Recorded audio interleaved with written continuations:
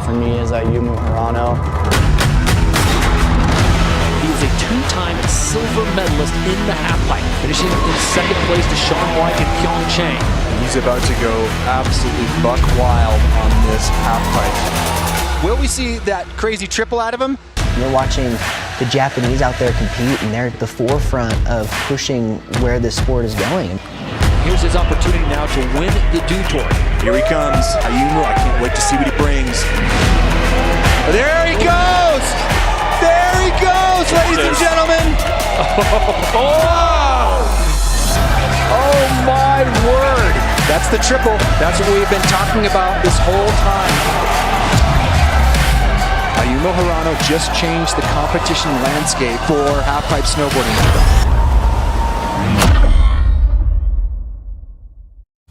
There's always a fine line between if you progress too much, you're going to get hurt. If you don't progress enough, you're going to be stale. Nobody's going to want to watch. I look at what's being done in a halfpipe, what I've done in the past, and where do I want to go? What tricks do I want to do? What really isn't being done, and can I do that? That's an individual decision, is how much do I want to push and how far do I want to go?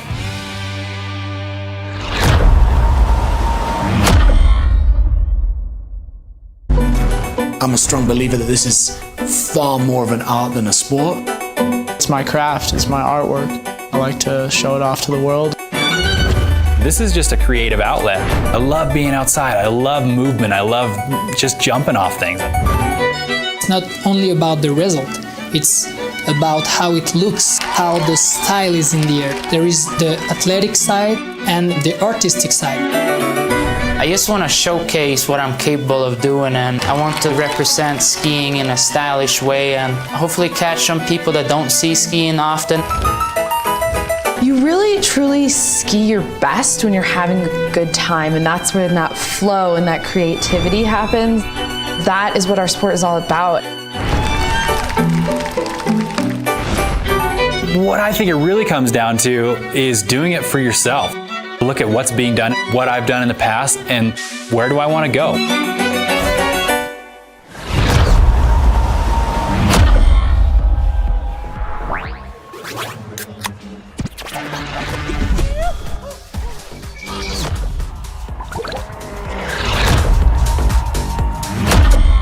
Yes! There it is. Been waiting for the greatest show on concrete. Long Beach. It is on the line for Simon Dumont. Sean White's in. Backside air. Jamie Anderson. She is the best slopestyle competitor the world has ever seen. Danny Davis, the grandmaster of style. 1 dip, 2 dips, 3 dips, massive. Welcome, Dew Tour, Copper Mountain. Kelly Clark has those incredible runs where you're just like, wow. Getting that around, my gosh. Alex Ferreira getting things going real big. Thank you, Dew Tour. Skating with ferocity, style, flow, power. Oh my word. Pamela Rosa in the top spot.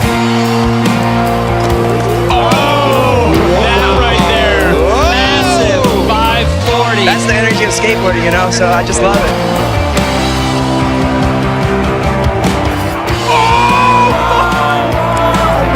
Oh my God! Diane Wright takes the top spot. Chloe Kim started this progression revolution. There he goes! Everyone's going to remember the first time they saw the triple in a competition. It started off with an exclamation point and then ended with one as well. What a way to finish. Wow.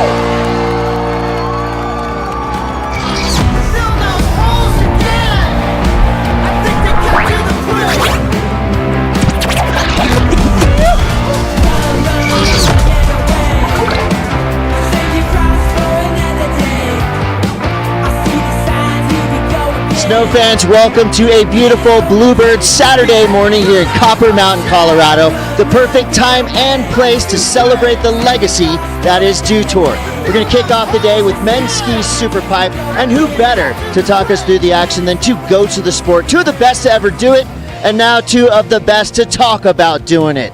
Tom Wallish, Tanner Hall, let's go. In the gate right now, the current leader, 90.75, Tanner Hall. He has been bringing a 1260 on the first hit, huge amplitude. He's got the big switch spins as well. He just really has had it all. Look at that. There's another look at the 1260. The right side 900. Here he is. The left side 9, so clean.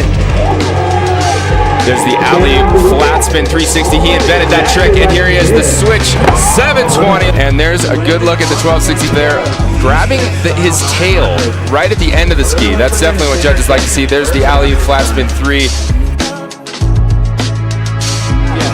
What up, Mom? What up, Dad? Tom Wallish right now is in 4th place. Definite contender for the overall Duke Cup title. And already an improvement on run number 1. Came off that rail a little bit early in his first run. There's the cork 9. How about this landing? Switch right side 1080. Very clean for Tom Wallish. Oh, I think double rodeo 1080 Japan like we saw in the first run. Very good. There, when you have landings like this, and have a look at this. Switch double rodeo 1080. 94.75, Tom Wallish. Was that catapults to the lead. Mark Ionine? A big old welcome. Tom Wallish here with Tanner Hall. A great look back at some Dew Tour wins of ours in the past. Those are years and years ago, but this event has been a jumpstart for all of our careers and so fun to compete in, and so happy to be back here at Copper Mountain for Winter Dew Tour 2024. We got men's ski Superpipe today, but first we got to take a look and talk a little bit about the action that went down last night at Ski Streetstyle Finals. It was all time. It definitely was all time. I didn't know if we were going to go right into it, but yeah, you were right. Like, last night was amazing. Kind of had, whoa. We got the snowboarders. We got the snowboarders right here. Mia Brooks. Oh, women's snowboard action we watched before we came on air, and I mean, was it even a competition? Mia Brooks was dominant. Yeah, Mia is just, I don't know, she is really solid on a snowboard, and she looks very strong. And like, compared to the other girls, every girl was shredding. But when Mia drops in, it's just kind of obvious that she's really a lot better than a lot of people right now. And then we kicked things up. We had Shipwreck play, so concert for all those here in Copper to enjoy some music, and then straight in to the ski Streetstyle finals. And Colby's Colby. Colby. He won last year in 2023. Could we have expected anything different? No. Colby Stevenson dominating again. Alex Hall and Tucker Fitzsimons on the podium as well. So an amazing event last night. As we take a look at the schedule for today, we've got tons of action. We got men skiers in the Superpipe this morning, then the women's snowboard event in the Superpipe. Then back to the Streetstyle course tonight under the lights. More music, more crowds, more good times with women's ski Streetstyle and men's snowboard Streetstyle. A lot of action here on this beautiful Saturday, and we've got Superpipe action on a Bluebird, perfectly warm, awesome day here in Copper Mountain. The team has this Superpipe looking amazing. Take a look at this thing from the drone angle. You've spent a lot of time in the Superpipe, Tanner. Tell me about the 22-footer. What's it like in there? Oh man, it's really intense. From right when you drop in, it's, you know, whether it's 4 or 5 or 6 hits, it's really intense. It comes at you really fast. You know, kind of one little screw up, you know, could mean like your whole run. So if you land flat and you lose some speed and you don't have enough for the next trick, your run's over. So you got to be really on it. And all right, looking at the start list, first to drop, Tristan Feinberg, little Taz, I think coming out of Aspen, dude. This kid is a young buck that has a really bright future. Kid has some amazing style, and then coming up with Nick Goepper right after. Dude was killing it in slopestyle, and to see his transition into pipe was, you know, he's been killing it all year. John Salonen from Finland. It's always good to see the Finnish skiers up in there. Hunter Hess, you know, a boss, dude. He's got the new trick too. Yeah, that into the wall misty flip. Yeah, I like to call it a McTwist, but misty flip as well. You know, but it's, check out his last hit. And then we got Alex Ferreira, just Aspen local, and just, I mean, he's a monster right now. He has not lost this season. I know, and this could be a perfect, if he does this, if he wins today, it could be the perfect season. So big up and good luck today to Alex. And then coming in, Aaron Blunck is out of the contest today due to not feeling all that well. So just looking out for his health and making the right choice. So he's being replaced by Andrew Longino, who is from Calgary, Alberta, 21 years old. So young buck coming in, trying his luck against all the big boys. This is his opportunity. Yes, sir. And after that, we got David Wise. I mean, what can you say? 3 Olympic gold medals, so pretty much self-explanatory. And he is from Verdi, Nevada, skiing out of Tahoe. And then last guy, Brendan Mackay from Calgary, Alberta, coached by Trenton Paitner. Yeah. Take a look at our format here for men's ski superpipe. We've got 8 athletes in the field. They're going to get 3 runs. The best run only will count. Scored out of 100, so they'll get a score every single time. But it's overall impression on that full run. So you need to put a full run down where every hit is really good, and the best run wins after all those attempts. And on a sunny day like today, and having this type of format where all the athletes know they get 3 runs and the best one counts, that's the best thing for a person's confidence. I know all the athletes are stoked because like this was kind of more of the criteria when I was competing back in the day, and I really feel like, you know, it gives you 3 chances. So even if you crash the first 2, you really feel that pressure for the 3rd run, and if you feed off of pressure, it's kind of a nice position to be in, you know. And let's reminisce a little bit. In the first year the Winter Dew Tour happened, there were 3 stops. You got first, third, and first. So you never left the podium. First at 2 of them. Take us back to that inaugural year of Winter Dew Tour. Yeah, feel like? That was an amazing year, actually. It was really cool to have the Dew Tour come in with 3 stops. And not only was it 3 stops, after the 3rd stop, they crowned the overall winner, too. So that was kind of a nice... You walked away with the cup? Exactly. And not only walked away with the cup, I think I went from North Star and then did that contest, got the cup, went to Reno, stayed in a hotel, and then flew right up to Alaska the next day. So that was a really cool year for me. But I mean, every stop from Breckenridge to Mount Snow to North Star was just, it was amazing, and it was the first year. So to be able to be the inaugural winner for the first ever Dew Tour feels good to be here being announcing in 2024. And I think we've always talked about it in Superpipe. There's always an emphasis on height. So this year we've got the U.S. Air Force height meter. Was there always a big pillar or something in your day? What height is so important in getting for sure. Back in my day when Simon Dumont was just going, battling. Yeah, for sure. But Dumont, we were putting up that height meter for him. Yep. Let's be real. That kid was on.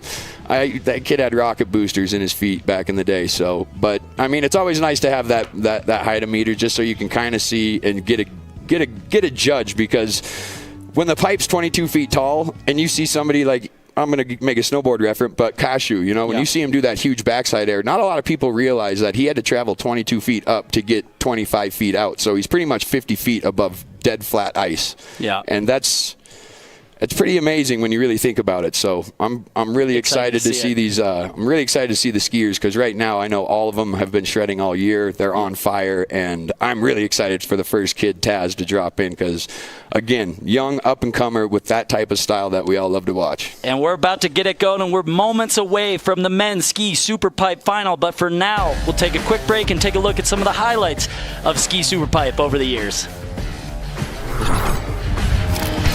Welcome, everyone. We've got men's ski pipe final. You're going to be flying up here. You ready for this? Let's do it. Oh, the 1620 to the right. 1620 to the left. Alex Ferreira, real big right off the bat. I'm a little dizzy. Let's go, Blunck. David Wise, he's the oldest guy out there. Okay, now the double cork party is going. Aaron Blunck, he is money. Brendan Mackay. Wow. He is just going huge. Means a lot. I've never won Dew Tour, so very stoked to add it to my repertoire.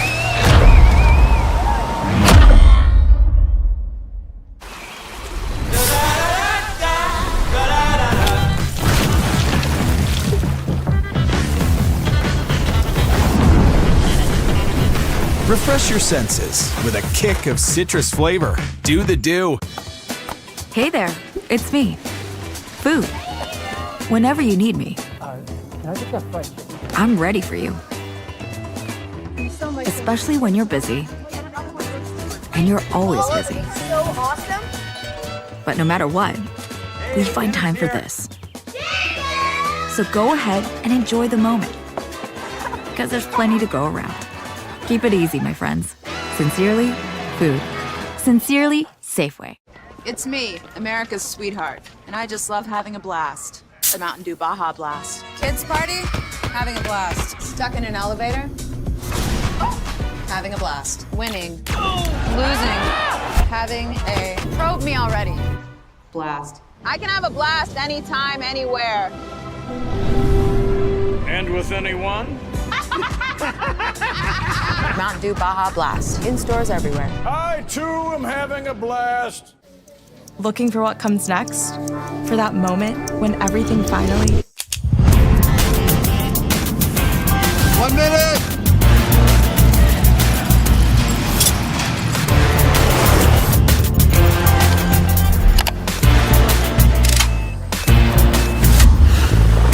Whichever path you choose, it starts here.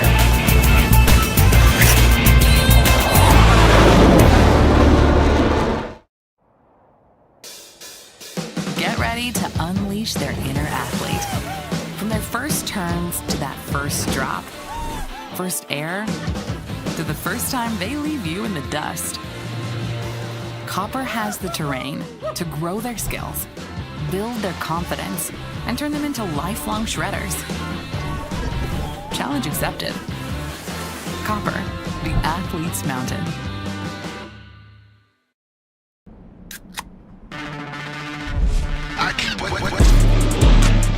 Rockstar energy for when the session needs that extra fire.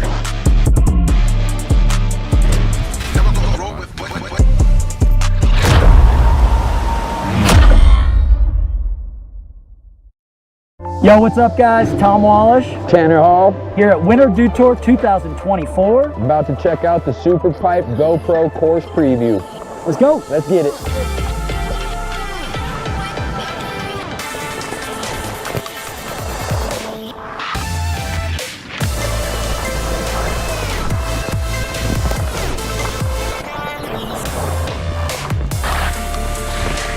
That was a fun run. There you go. That pipe is sick. It's really good, huh?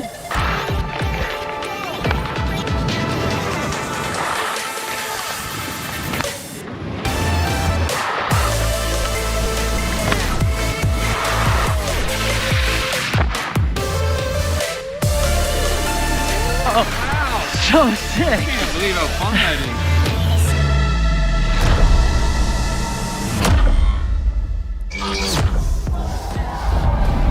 Really fun. That pipe so well cut. We got a chance to get out there yesterday.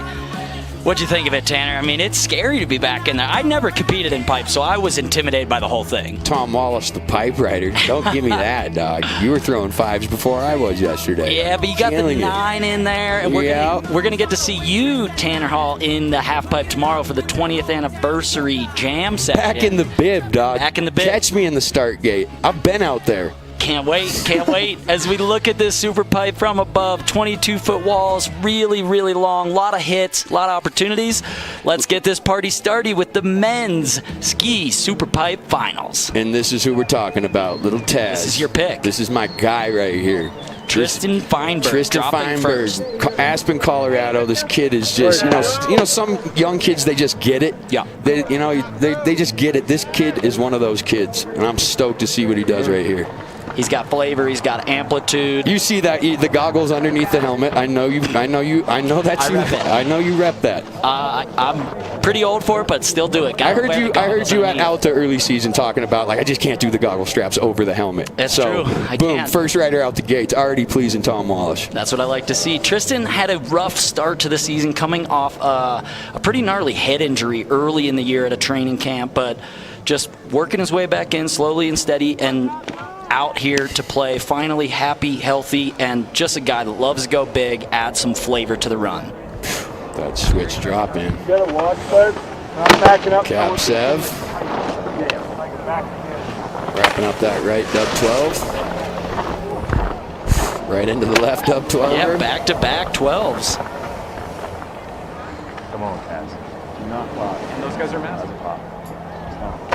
Oh, dude, I heard that. Did you hear the guy in the head? Like, I heard somebody talking, say, come on, Taz, don't pop. And yeah, as you can tell, that shaded wall looks a little oververt as the athletes have been landing a little bit low, so.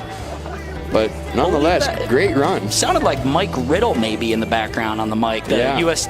team coach, hoping he doesn't pop on that one, but that double cork 1260 just misses the grab. Misses that grab. Let's talk about the judging a little bit. I mean, what's so important? Obviously, the doubles are big, but like me and you are big fans of the grabs. It's the style that makes the sport what it is. 100, and you don't want to have you don't want to just be touching the ski, and you want to be whatever grab you're going for. You want to grab the exact part of that ski because the judges now are very aware of where the hand is on the ski, and it's. I mean, it can be the deciding factor of some points. You know what I mean? So. Yep. And that's a 50, so Tristan's going to look for one of the next two runs. And we are looking at this. Nick Goepper, who is a 3-time Olympic medalist in slopestyle, not in halfpipe.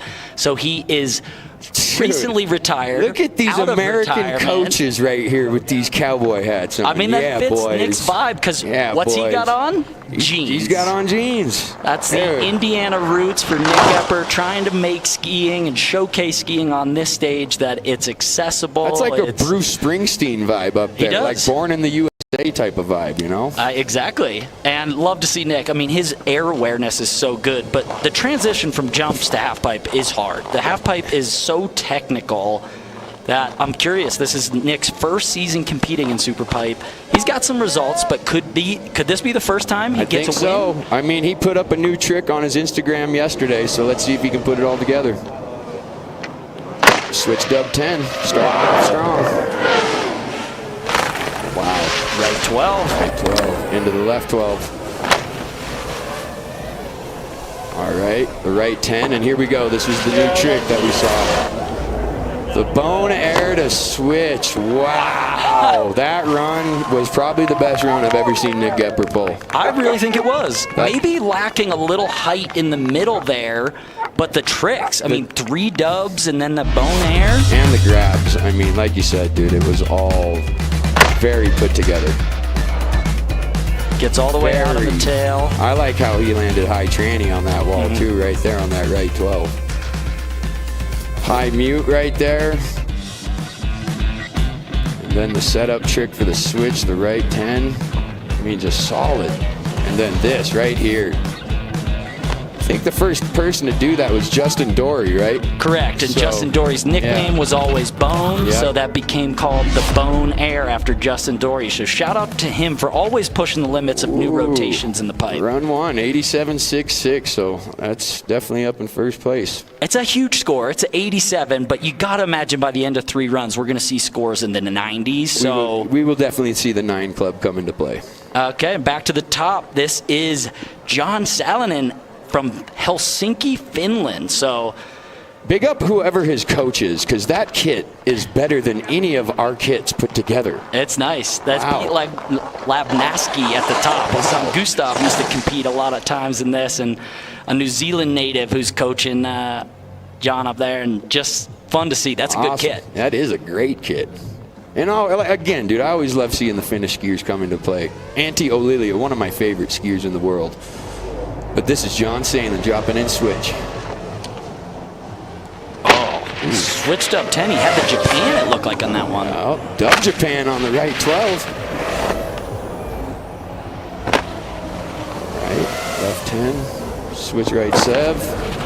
What does he got?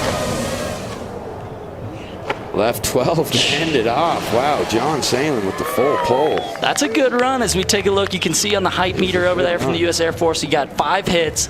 11.7 is the highest, average of 9.9. So judges see all that stuff. The height adds in. They're looking for amplitude, but also all the technicalities, so spinning both ways, double corks, as well as grab, style, the execution. So a lot of overall impression criteria to take into account. I'd say the hit right after this, his switch right 7, that was the only one that kind of, I mean, it's an amazing hit, but it just seemed like that was lost a little steam maybe compared to the whole run, but that was still an amazing full pull. And first run in Dew Tour 2024 for John Salen. Big up, bro. Feels good to lay it down.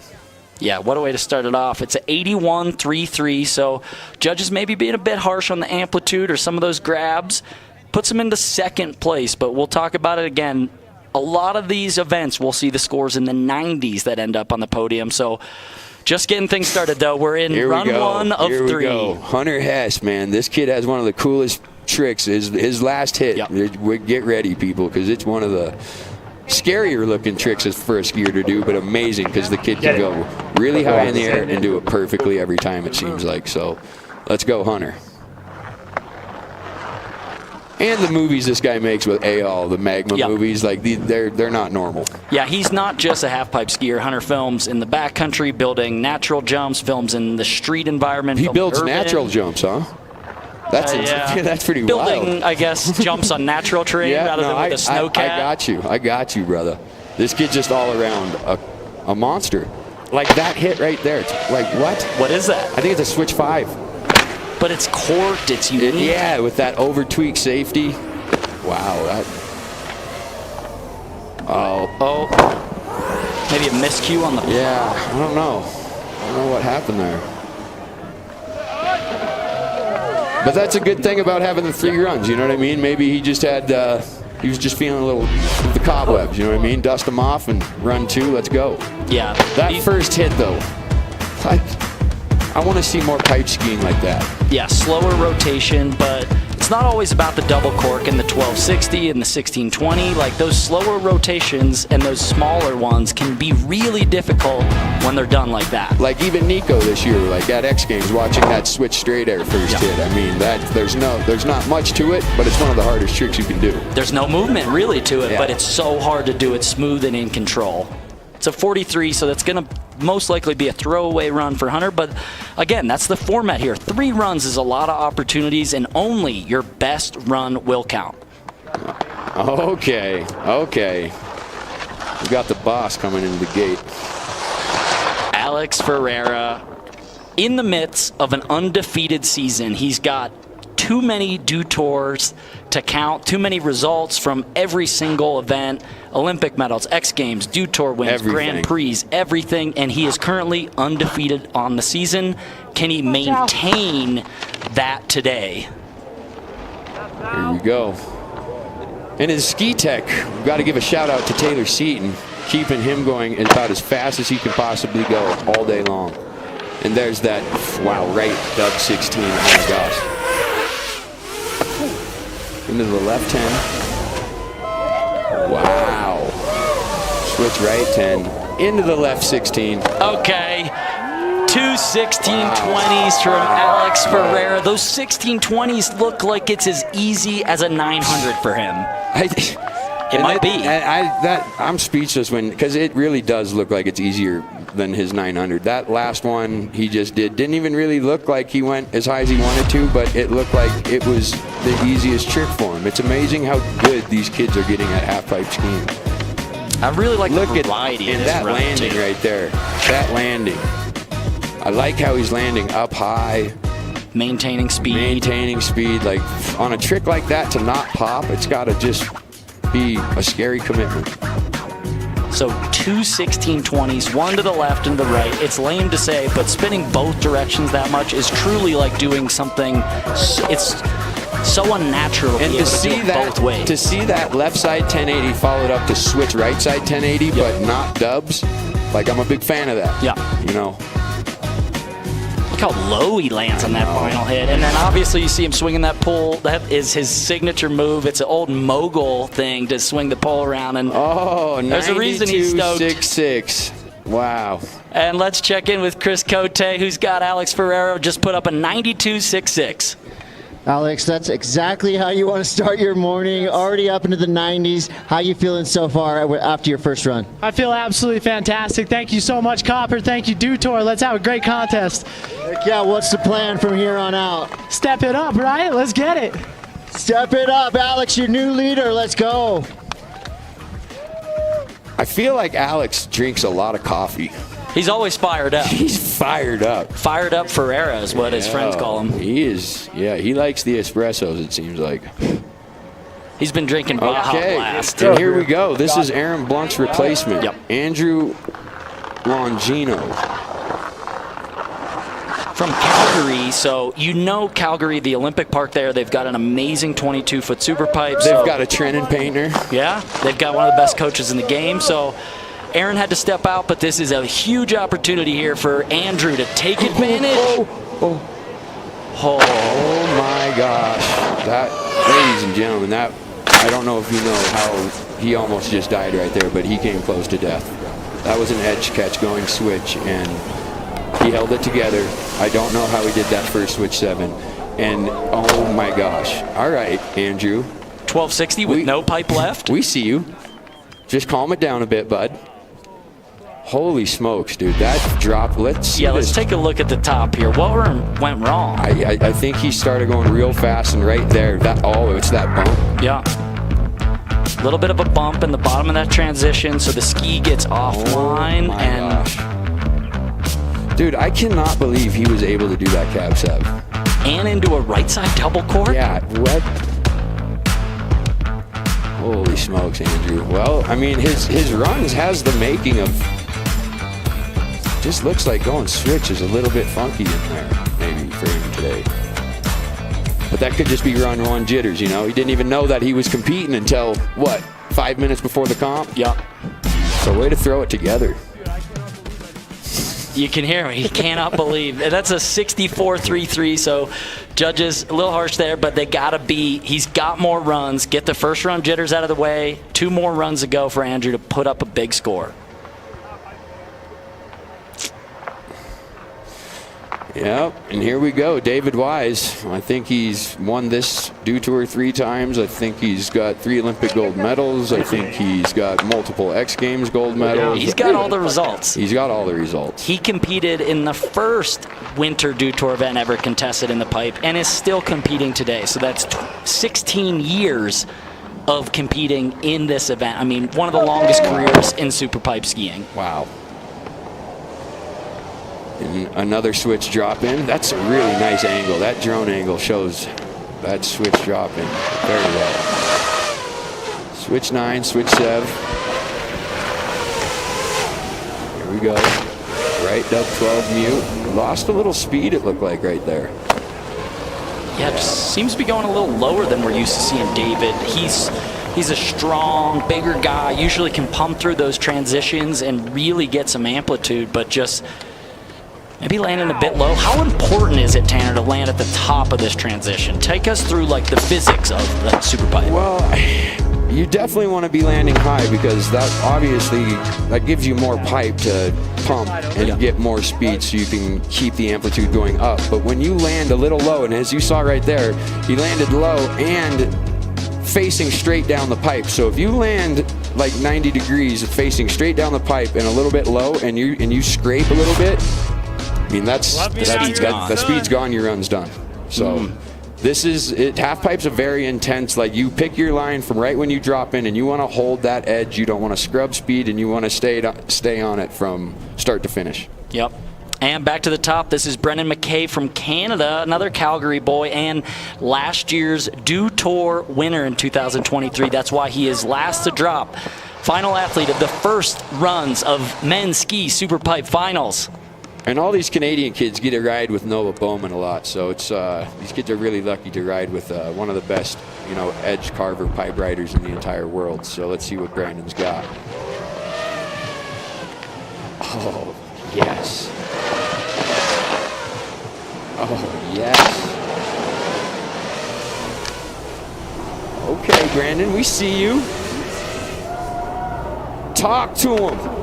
All double corks. Talk to him. Run. All right. Not a bad full pull for Brendan Mackay. Wow. Last year's winner coming through. That was a lit run. You can see on the side there 5 hits. Wow. And he did 4 double corks. So 4 different double rotations, 5 flip, 5 counting the last hit where it was just a single cork. But I mean, that is so many flips and spins in one run. And that first hit, that switch alley-oop dub 9, is just such a cool trick. There's another look at it at the top. Grabbing critical. Right into that switch dub 10, wow.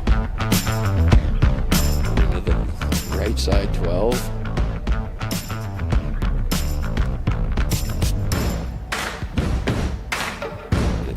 left side 12. Wow, this is a good run. Looked like that last hit, he might have wanted something more, but I think still a nice right 9. Really smooth. I mean, 4 double corks, spinning a lot of different directions.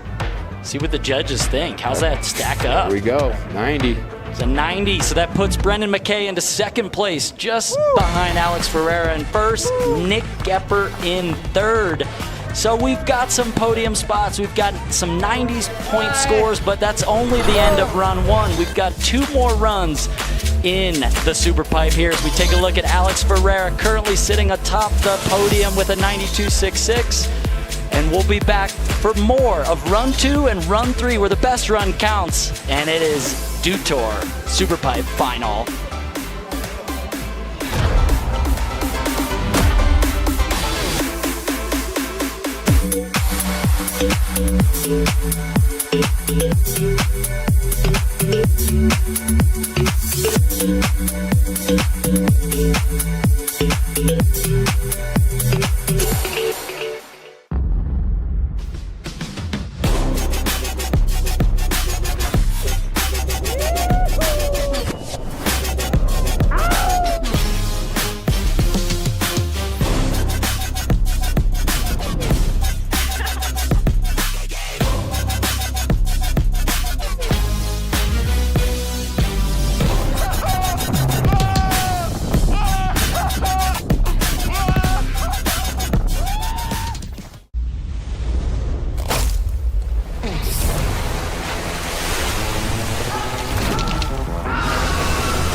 Refresh your senses with a wave of tropical lime flavor. Mountain Dew Baja Blast. In stores now.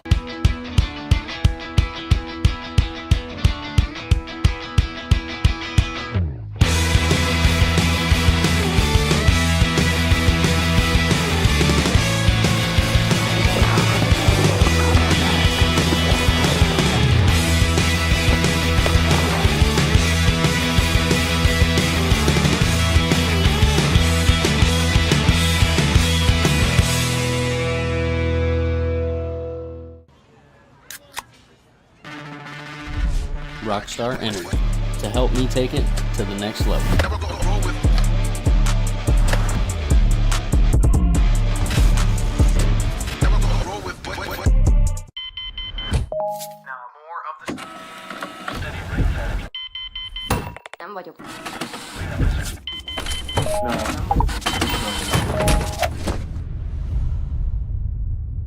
Is this it?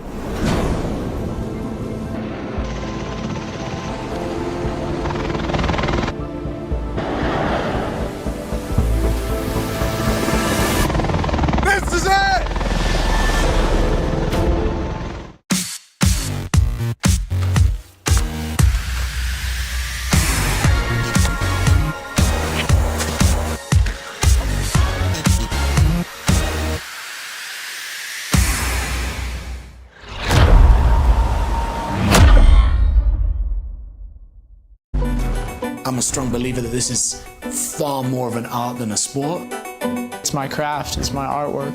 I like to show it off to the world. This is just a creative outlet. I love being outside. I love movement. I love just jumping off things. It's not only about the result, it's about how it looks, how the style is in the air. There is the athletic side and the artistic side. I just want to showcase what I'm capable of doing, and I want to represent skiing in a stylish way and hopefully catch some people that don't see skiing often. You really truly ski your best when you're having a good time, and that's when that flow and that creativity happens. That is what our sport is all about. What I think it really comes down to is doing it for yourself. Look at what's being done, what I've done in the past, and where do I want to go?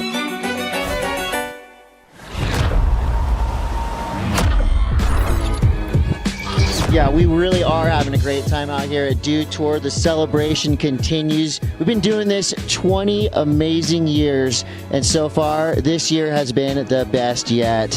I'm sitting out here watching performance art in front of us. The skiing has been next level already, and that was only round 1. I can't wait to see what happens in round 2 and 3. I got one of the best seats in the house, especially if you like to get sprayed in the face by the world's best skiers. They'll be dropping in any minute. Look, this place is popping. The rail's full up there, the paddock's full. It's a party already.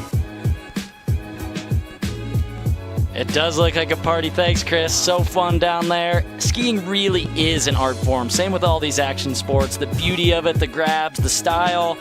Just so fun to watch as we get back into the Superpipe for run 2 of the men's ski Superpipe finals. We're back to the starting order. All these athletes will get another 2 runs at it as Alex Ferreira sits in that top spot with the 92.66. Yeah, Taz, we coming back. We back up to the top. Little man had a little trouble on the first run, but he ready to clean it up. He got the tune in his ears. You can hear him mouthing the music, bro. He's feeling the vibe. The sun's out. He's giving pounds. That's what it's about. He's pounding all of us out there. Let's get it, Taz. I kind of like this. I kind of like the style where he just kind of, he's doing his thing right here. He doesn't feel no pressure. There's no, I got to drop in right away. He's on Taz time right now. Get to your spot. I mean, there's something to be said about dropping from the same spot, going in with as much speed as you want, but not too much to handle the compression of that wall. So get to your spot, wait for that song lyric to kick in or whatever, and go for it from there. And looking like it's about that time. Here we go. Tristan Feinberg dropping in for run number 2.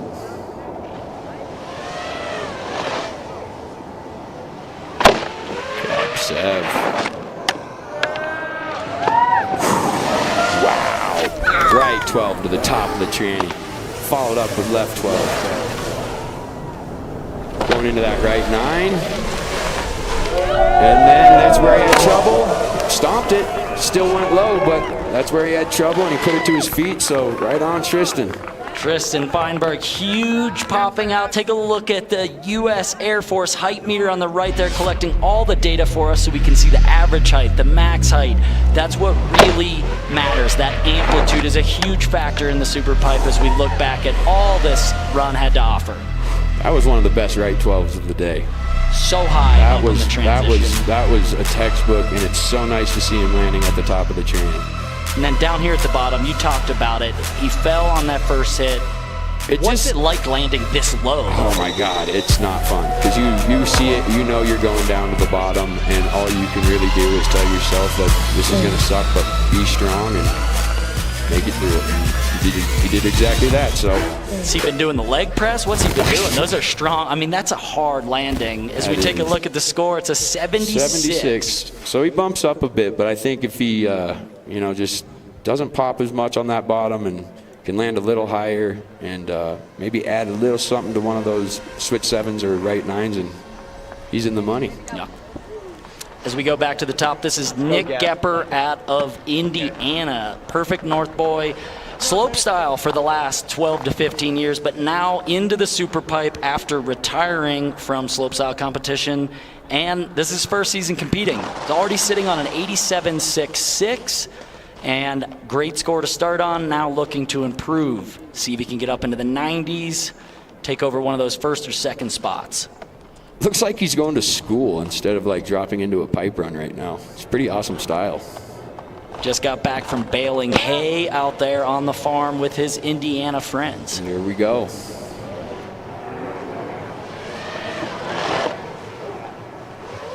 Switch right 10 to start her off.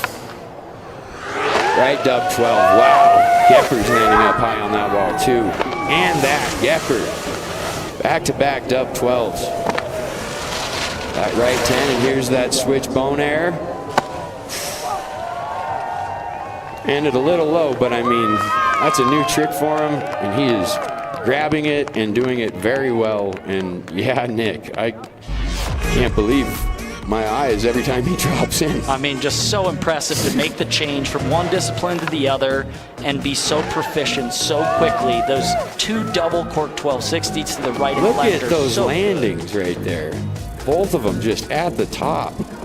He's got to have an advantage. He must have done 1 million of those in the slopestyle course over his years of training, but also the half pipe is a different breed of beast to be able to ride that transition. And here's this new trick. Oh. Wow. That's, yeah, Nick. Justin Dory would be proud. The bone air. I mean, it's... Making Dory proud, making those boys proud right there as well. Coaches are stoked. Let's see if it's an improvement on the 86.66 for Nick Goepper. It is 91. Wow, okay. Let's go down to Chris Cote, who's got Nick Goepper in his jeans at the bottom. That's right, Nick. New tricks, Old Faithful blue jeans. What was the decision with the fit check this morning? Oh, dude, at the beginning of the season, I was like, I'm wearing jeans no matter what. It's for the people. I had a crazy morning. There was a car wreck on the highway, and I had to hitchhike here. I got a ride in the back of the cop car, so shout out to Colorado State Patrol. Today's already sounding like the beginning of a great documentary, so from here on out, what are your goals? Oh, man, I want to win, baby. Just win. I'm honestly having the most fun I've ever had skiing. It's such a pleasure to be here with all these boys. They're so amazing, and I'm like the highest amount of grateful I've ever been, so. Hey, we're grateful. The crowd's grateful. They got your back. I think blue jeans are coming back in, boys. Blue jeans are back. That is an incredible story. Hitchhiking with the Colorado State Police, but it got him here in time to do this perfect run for a 91, moving up into second place, just a point or two behind Alex Ferreira. I think well-deserved, too. Yep. I mean, I'm so impressed by Goepper's transition into the half pipe, so awesome. Oh, fit check up top. Best dressed goes to the coach. And here we go with John Salin, the Finnish crusher. He had a full pole first run. He did, sitting on an 81.33, so great place off the podium right now, but so much to build on. I think you clean up a couple grabs, maybe a bit more on the amplitude, and all of a sudden you find yourself on the podium. Yep.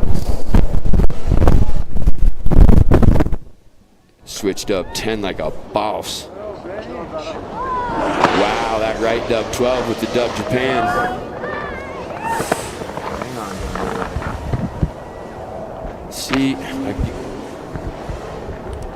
oh, wow, wow, yo, that dub 12 at the bottom. Really good. Holy smokes, it almost looked like 2 different tricks. He like did a cork 7, stalled it, and then was like, no, I'm gonna dip this. That was pretty sick. Good on the average height there, above 10 feet. Take a look at this again in slow-mo. Let's take a look at the switch double. Just a couple low landings, Tanner. I mean, I feel like this right 12 is good. Some of them are a bit low. I think right here, that low landing, the low landing he had on this left 10. But look at that grab. Yeah, the grab was insane, but this low landing, now watch what it did to this hit. Small. You know? Yeah. That's the big part of this run. That switcher right 7, that's a little lower, but this finishing hit. Look at, that's like a cork 7, and he almost like opens up, looked at the crowd for a second, and then was like, oh, see ya. See if he locks in the grab. Judges very particular. Like that, wow, I mean, he did. Just clean that up, John, please. Yeah, look at that, dude. The coach, Pete, dude, look at that. What is that? What kind of North Face is that? Is that just North Face? Is that a Gucci North Face? That's something special. I mean, Pete's the only one repping it. What do you think, Tanner? Where's that slide him in? Oh! 88, so... A big improvement. Yep, he's still in 4th place. A big improvement, but I think he's got a little bit more in the tank, and I know he can go a little bit bigger on that switch right 7, do a little bit better on that last hit. So a little bit better on the grabs and amplitude, and that 88 could easily be a 90 plus. I mean, the runs there, it's just all about the execution rather than like the technical difficulty. And here we go. If this kid puts it down, this kid's a definite podium contender.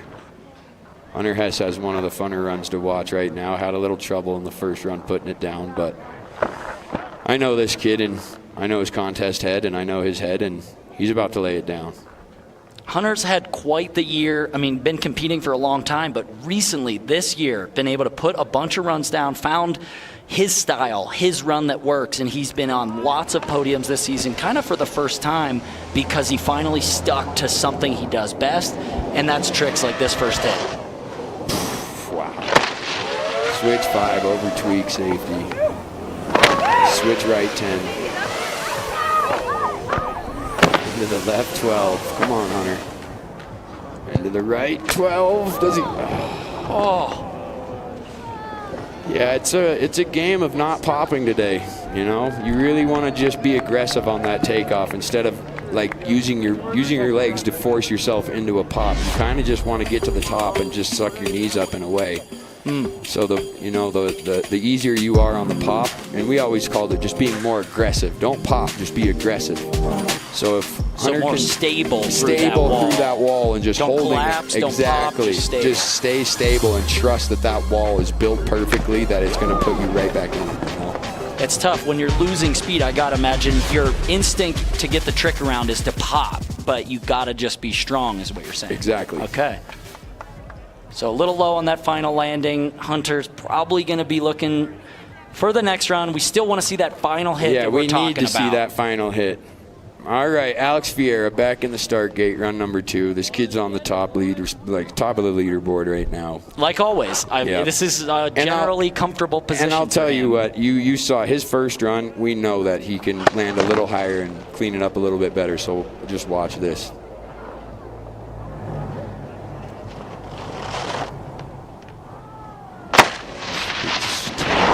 Off. Oh my God. There it is. That's a cleaner 10 already. Come on. Switched up. Oh my gosh. That was definitely better. 100% that's going to be a higher score. You can even see it. That he's feeling it. Wow. Look at that just the height meter. I mean, he was like a higher average than last time, more amplitude. His left side 10 into that switch right side dub, how he just landed more solid. His first run, he kind of had a little kind of a funky spin out of that left 10, and this run was just perfect. And that right dub 16 is just ridiculous. So think about this for a second. No one else in this final has done a 1620 but Alex, and he is doing both 1620s. And look at this. See how he comes around right here? He was so stable to come in for this hit right there, because I think he only did switch right 7 last run. So to do switch right dub right there, and then into this. I mean, it's near perfection. That dude landed like he didn't even take off. Might as well be sleeping right there in the air. Hands at the side, perfect landing, no bobble. Look at Taylor seating up there. You got Taylor and Ilana. Team Ferreira. Taylor's one of the illest to ever do it, so I feel like Alex is lucky guy to have Taylor up in his corner making his skis and just getting in the head. And they're really good friends. And a 94.33, Alex Ferreira still on top with a 2-point higher score, a big improvement, sitting comfortably in first place. Wow. Team Alex and Taylor, good on you, boys. Back to the top. Up next, we have Andrew Longino from Calgary, Alberta, so replacing Aaron Blunck. Had a little miscue on that first one dropping in, so it's going to be this drop in that really matters. Yeah, hopefully he handled that edge catch like nobody's business. Way better than I would have. I would have just face planted into the wall. That's a Grandpa Hall season ender. That could have been a career ender. So dropping in for run 2. Let's see how he handles it. Already better.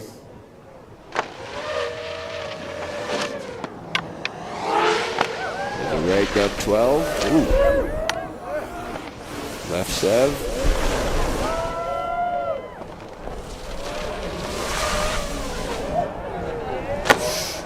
All right. There we go. Definitely cleaned it up. Definitely cleaned it up. 2 double cork 1260s and 2 switch 7s both ways, so spinning all 4 directions. And definitely cleaner through the flat bottom at the top of that. Yeah, 100%. That switch 7 up top is textbook. And even landed high training. Dude, that pole, get out of here with that thing. Oh yeah, he really did plant it. Candide Thovex would be very stoked to see that. I think Candide might just be like, oh, calm it down like a little bit, though. Maybe it was too aggressive? Yeah, you don't need to put a hole in the wall. So switch sevens both directions. This final hit, double cork 1260, gets that safety grab. This is a full pull. That is a full pull. Should be an improvement on the 64.33 that he's sitting on. Let's see how much it is. All right, 72. Moves up a bit. Andrew up into 6th place there, 72. Yeah, Andrew Longino, first time at the Do Tour. We got Brendan Mackay up next. Brendan Mackay. We got David Wise first, then Brendan. Oh. I'm reading the screen wrong, Tom. That's totally fine. What do you think David's going to do here? Some double corks. Do you think his all wild game meat diet is the big factor? He's on the carnivore diet? It's all wild game that he has hunted and shot and killed dude, himself. see, I will back that right there. I will back that. My issue is, where's the camo? He should be wearing camo. Yeah, okay, I will back that too. Switch 9, switch 7. 8-12. Just landing a little low. Pop. Oh, landing really low. I don't know. Looks like the speed's just giving Dave just a little bit of problems today, but we've seen this in the past where he's kind of struggled on a couple runs and then run 3 comes out and wins. So exactly. I mean, David Wise is a powerful skier. I feel like the pipe, the way it's cut, like you're saying, you want to be aggressive but not pop, but he is like a powerful athlete who trains for this. Maybe he's just popping too hard on every hit. He seems to be landing low, losing amplitude, and makes it really hard to get through all these technical tricks. Yeah, sometimes when you put those tricks on a pedestal, bro, it's like, it's kind of like that girl that you want to, ask out on a date and you're putting it on a pedestal and that's why it never happens. So you just got to let it flow. Got to let it flow. And this is Brendan Mackay, last year's Do Tour winner. Started things off with a 90 in one run, so a solid run, currently sitting in 3rd place. Ooh. Brendan at the top for the final run of run number 2. Let's see if Brendan Mackay can improve on that 90-point score to get back potentially in the lead or at least move up a position or 2. His first run was amazing, so let's hopefully he can build on it and jump up a couple spots.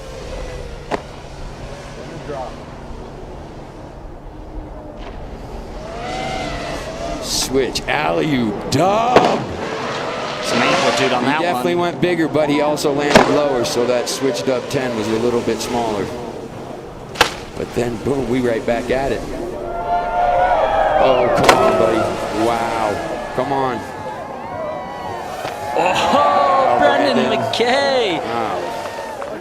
That 1260 to the left that he did with the tail grab was mint. He is throwing that like he is doing a 900. Yeah.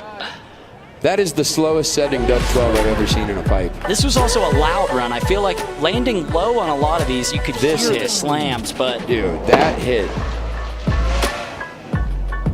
Traveling so far down the pipe on that switch double cork too. Yeah.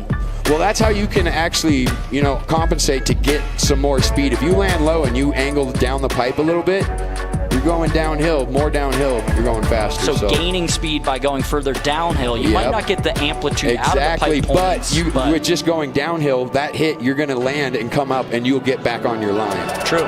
So there is ways to salvage, but nobody likes to salvage. Yeah. You don't always need to land high, but you got to get going down the pipe if you do have a low landing. That's great to know.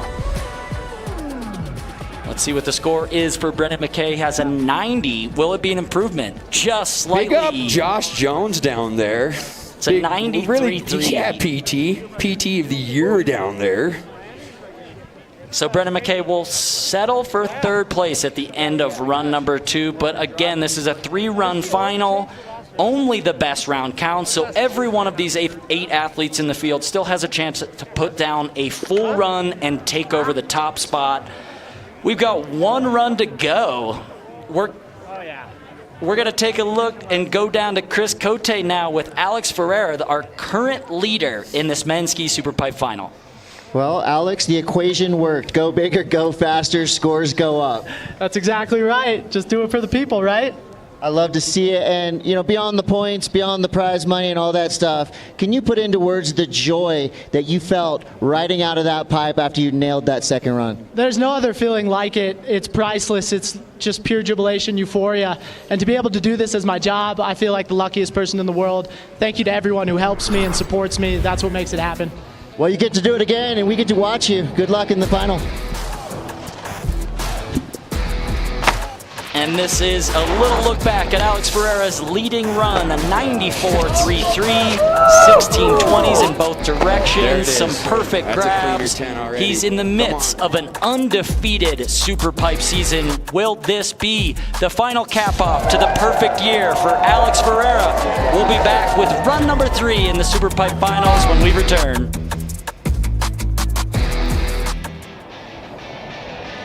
Get ready to push your limits. Hell yeah. We're trying. That's fun. It is fun. Expand and I your like skills. getting into that stuff with you. Like, I mean, I kind of... Unleash your inner athlete. 3 peaks, 4 bowls, 8 mountain parks, and the most diverse terrain in Colorado. Challenge accepted. Goepper, the athlete's mountain.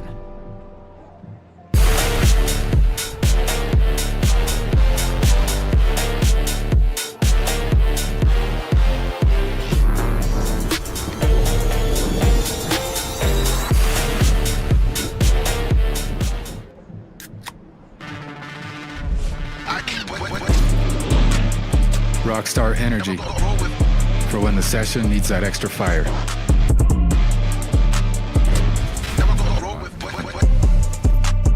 The Earth is 70% water and 30% land. But the entire sky belongs to us.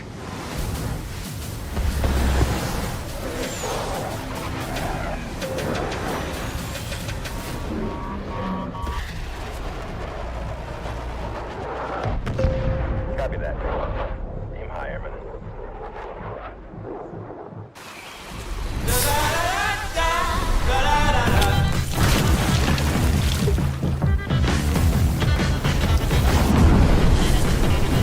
Refresh your senses with a kick of citrus flavor. Do the do.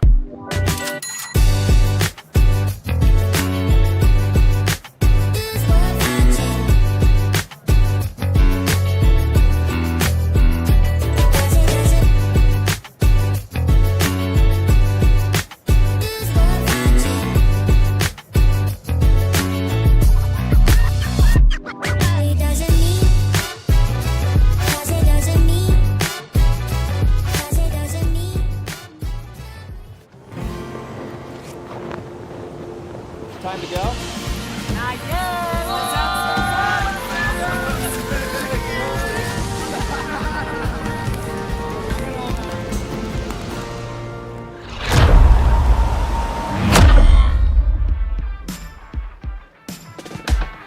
Scan now and use code DEWTOUR for 30% off Corduroy's beanbag chairs.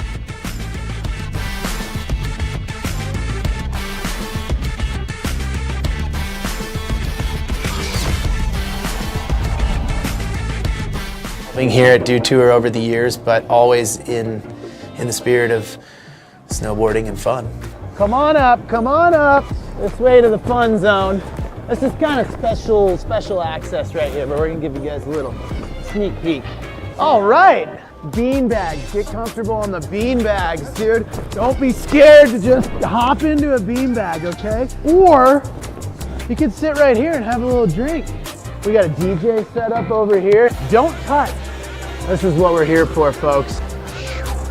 All right, guys, come on, come on, come on. One thing you gotta do at DEWTOUR is get yourself some Mountain Dew swag. Not only crush Dew, but you wanna wear everything Dew. Yo, what's up? You gotta give as many knucks as you can out to people. Yeah, what up, dog? Can I get a picture with you? Heck yeah, let's do it. Yeah. Got a little peace part 10 here. Hey, how are ya?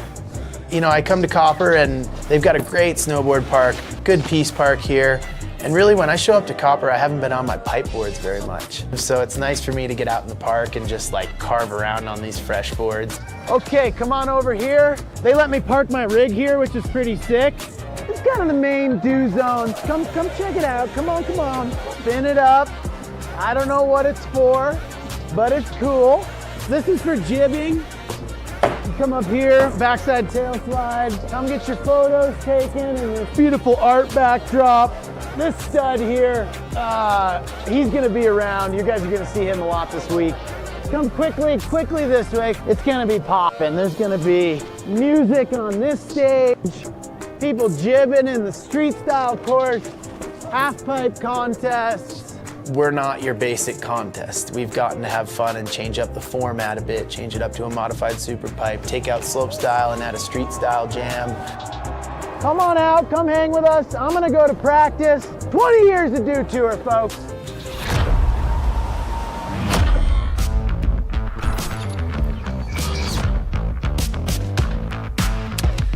And we're back at the Do Tour. The crowd's coming out. It's a beautiful bluebird day here at Copper Mountain, Colorado, and we've got the third and final round of the men's ski Superpipe competition about set to go. We've had so much action already, and we've got so much more this weekend. As you take a look from above, you can see the Superpipe, the street style setup, and the massive activation we've got down here at the base area. Having fun, checking out all the tents, the booths, seeing some live music, and of course, high-flying ski and snowboard action.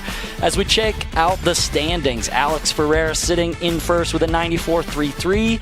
Nick Goepper, the slopestyle guy, in second place with a 91, and Brendan Mackay, last year's Do Tour winner, in third. But anything could change here in the third and final run, because it's best run counts. All that matters is this run right now for all 8 of these athletes. Little Tristan Feinberg coming back at you, a.k.a. Taz, little Aspen local.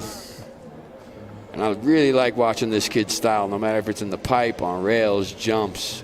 Just as a young kid, like I said, some young kids just get it. And he's never really saying anything corny, and he's just not just trying to have all the attention on him. He's just a good, level-headed kid that has some of the best style. And I'm stoked to see this third and final run.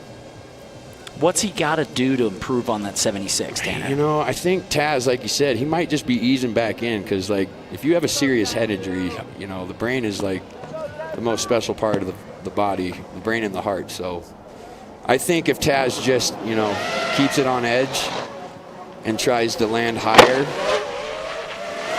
just to keep that speed up. Oh, and he goes 16. He goes 16. I did not see that coming. He goes 16. I didn't see a 16-20 coming there. Even that he didn't ride that out, just to see him actually, you know, go for it, third and final run, that's what this is about, bro. Like, you're not going to get any better if you don't try these tricks in a contest setting. You could do them outside of a contest setting all you want, but to actually see him commit to that 16, that's... And that was not a fall. That was just a bobble on landing. I mean, he basically puts this down. He's inches away from it being perfect. Oh, yeah, Taz. Wow. It almost bums you out that he didn't try it second run, but you know what? He tried it third run. He put it to his feet. And like you said, he didn't fall. No, that's close. It's so close. And that's going to just be good for your confidence to go into the next contest. So I hope, Taz, don't hang your head at all, G. You're skiing like a champ, bro, and that's all going to come together one day here real soon. So big up yourself. He's got the goggles sagged pretty low, too, Dog, which I'm telling you, Tom, I'm telling you.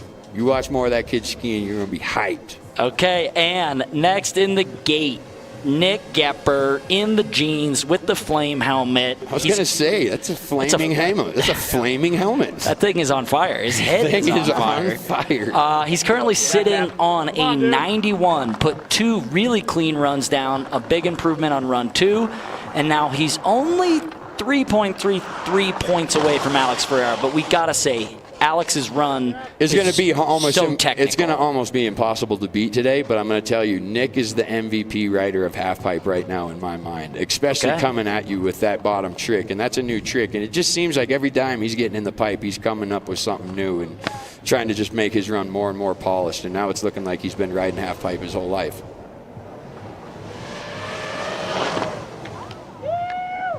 There it is. That switched up 10, starting things off. Oh. Right 9. Opted. So a little bit different of a run. I think, are we seeing an easy run because Nick knows that second run was maybe as good as he can do it? Oh no, Nick. Wow. I don't know. I think maybe Nick just, I think Nick was smart right there. Yeah. I think him knowing that he doesn't have 2 16s. And it could have been that first hit. I'm going to need to see the replay, but I think he maybe let go of that grab or didn't get that grab and knew this isn't going to be better but than my run number 2. Why do all those crazy doubles? Yeah, you're right. Yeah. You're totally right. So this is just a professional competitor. He's been competing for 15 years. He knows it's only your best run that counts. And if you miss up one trick, you can't come back and make up those points. It doesn't work like that. It's got to be a full pull top to bottom. So he just went out and had fun. Good on you, Nick. It's really cool to see you in the half pipe and actually not just doing it, but I think I could do that right side 360. That might be a trick I could do, but none of the rest of it. You don't think you got the boner? I don't think so. As we go down to run Chris was an absolute hammer. Third run, kind of cruising, but I think it's official. You're currently the people's champion, Nick. Hey, I appreciate it. Like I said before, man, I'm just grateful to be here and rocking the jeans. The jeans for the win on the day. All right, well, sitting in second place, now you get to be a fan like the rest of us. Who do you think's got the top spot? Man, you know, Ferreira's hot right now. It's going to be hard to beat Ferreira, but, I mean, I got faith in all these boys on a day like this. I mean, come on. This is why we come. Let's hear it for Nick. Great to see Nick skiing so well. Grew up, there are no half pipes in Indiana, I can tell you that much. So he had to wait till he moved away from Indiana to be able to get good at this. But such a good skier as we go back to the top. All right, John Salen. I don't even know how to say his last name. He's from Finland. Salonen. He's from Finland. He's lit. Kitos, if we're saying it wrong. Yeah, Kitos, bro. But we're coming in. Third and final run. Sitting on an 88, so just needs a few extra points on his final run. And he goes switched up 10. Already starting to change it up. Switched up 10, right up 12. Ooh, just landed a little. He was going for it. He was going for it. And that's so nice to see on third and final runs that just not keep it safe. I love seeing people not keep it safe. Exactly. We've been told to keep it safe and be safe for the last 3 years way too much, dude. I'm ready to be dangerous. Okay, he's ready to be dangerous. See, there's two trains of thought there. You either not keep it safe, but you try to improve the run you did. But I love the attitude of going for the bigger, better tricks, because that is how on the third and final run you can really wow the judges. Doing it really well is one thing, but bringing something new makes them think, oh, wow, we got to put that higher. Especially on the third and final run. Now, this is a guy who hasn't put one down, hasn't gotten to that final hit, which is the hit we've been dreaming about. It is not a 1620, it's not a double cork, it's a single flip, unique rotation that if he makes it to that bottom hit, this could be a podium run. Yes, it could be. And I just really hope that he makes it to that bottom hit because the people need to see this. This is probably the coolest trick in half-pipe skiing right now.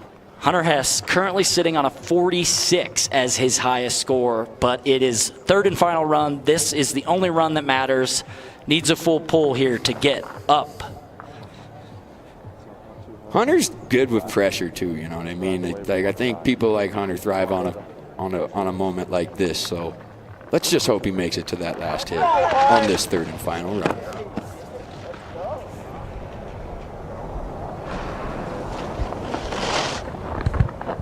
Ooh, love that first hit.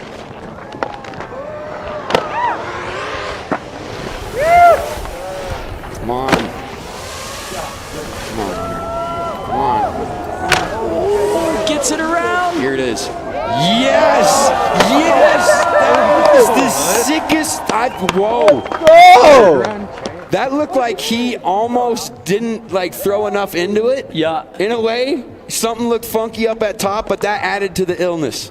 It was so wow. Hunter Hess, bro. I'm going to call it a McTwist mute. Call me out if you want. That's my name for it. You call it whatever you want as we take another look at this run on the third and final run. Hunter Hess puts down a full pull. gets the off grab on that one. Real fun to see. And then here's the 1260s. We got to watch these grabs and the landings on the 1260s because that's where the points could get docked if any of these landings or any of these grabs are a little bit suspect. And here we go. That right there, ladies and gentlemen, that is like a front flip takeoff on a 90-degree wall. And does the 180 mute, McTwist, Misty, that is the coolest trick in my mind in half-pipe skiing right now. Really unique. Only athlete in the field doing that particular rotation. Hunter Hess on the third and final run is here. We're going to take one more look at the full drone angle. My favorite angle. Thank you, Mr. Drone Man. So good to see it from above. You can really see all of the rotations and the landings. Holy smokes. And then here we go. It's so good, it's laughable. Wow. Look at that. Now, what do the judges have to say, Tanner? What do you think the judges will make of that run? It's a 90.33 or above to move up onto the podium. I'd say it's podium.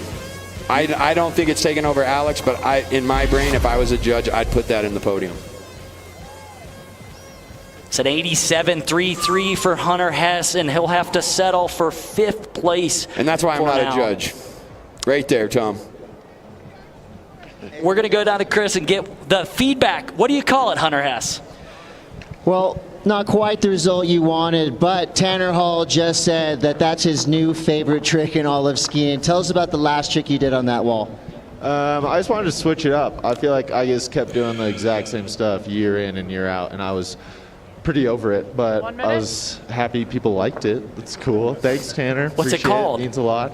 It's a Misty, Tom. We can't jack snowboarding. It's not McTwist. It's none of that. It's Misty. I love it. But isn't there a Misty in Tanner will snowboarding? come up with a good name for it. You guys can work together on that one. Yeah. Tanner, call me. All right, I got you.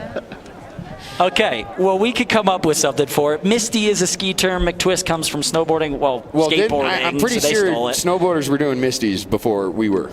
Either way, we could call it a barrel roll. We could call it a chicken pot sticker. We could keep making things up, but I'll take Hunter's word for it. Let's just go front flip 180 mute. Dude. Okay. Let's call it what it is. And neck to the top, the leader of the board, the kid that's probably going to win today. He has been on fire all day. The consistency is ridiculous.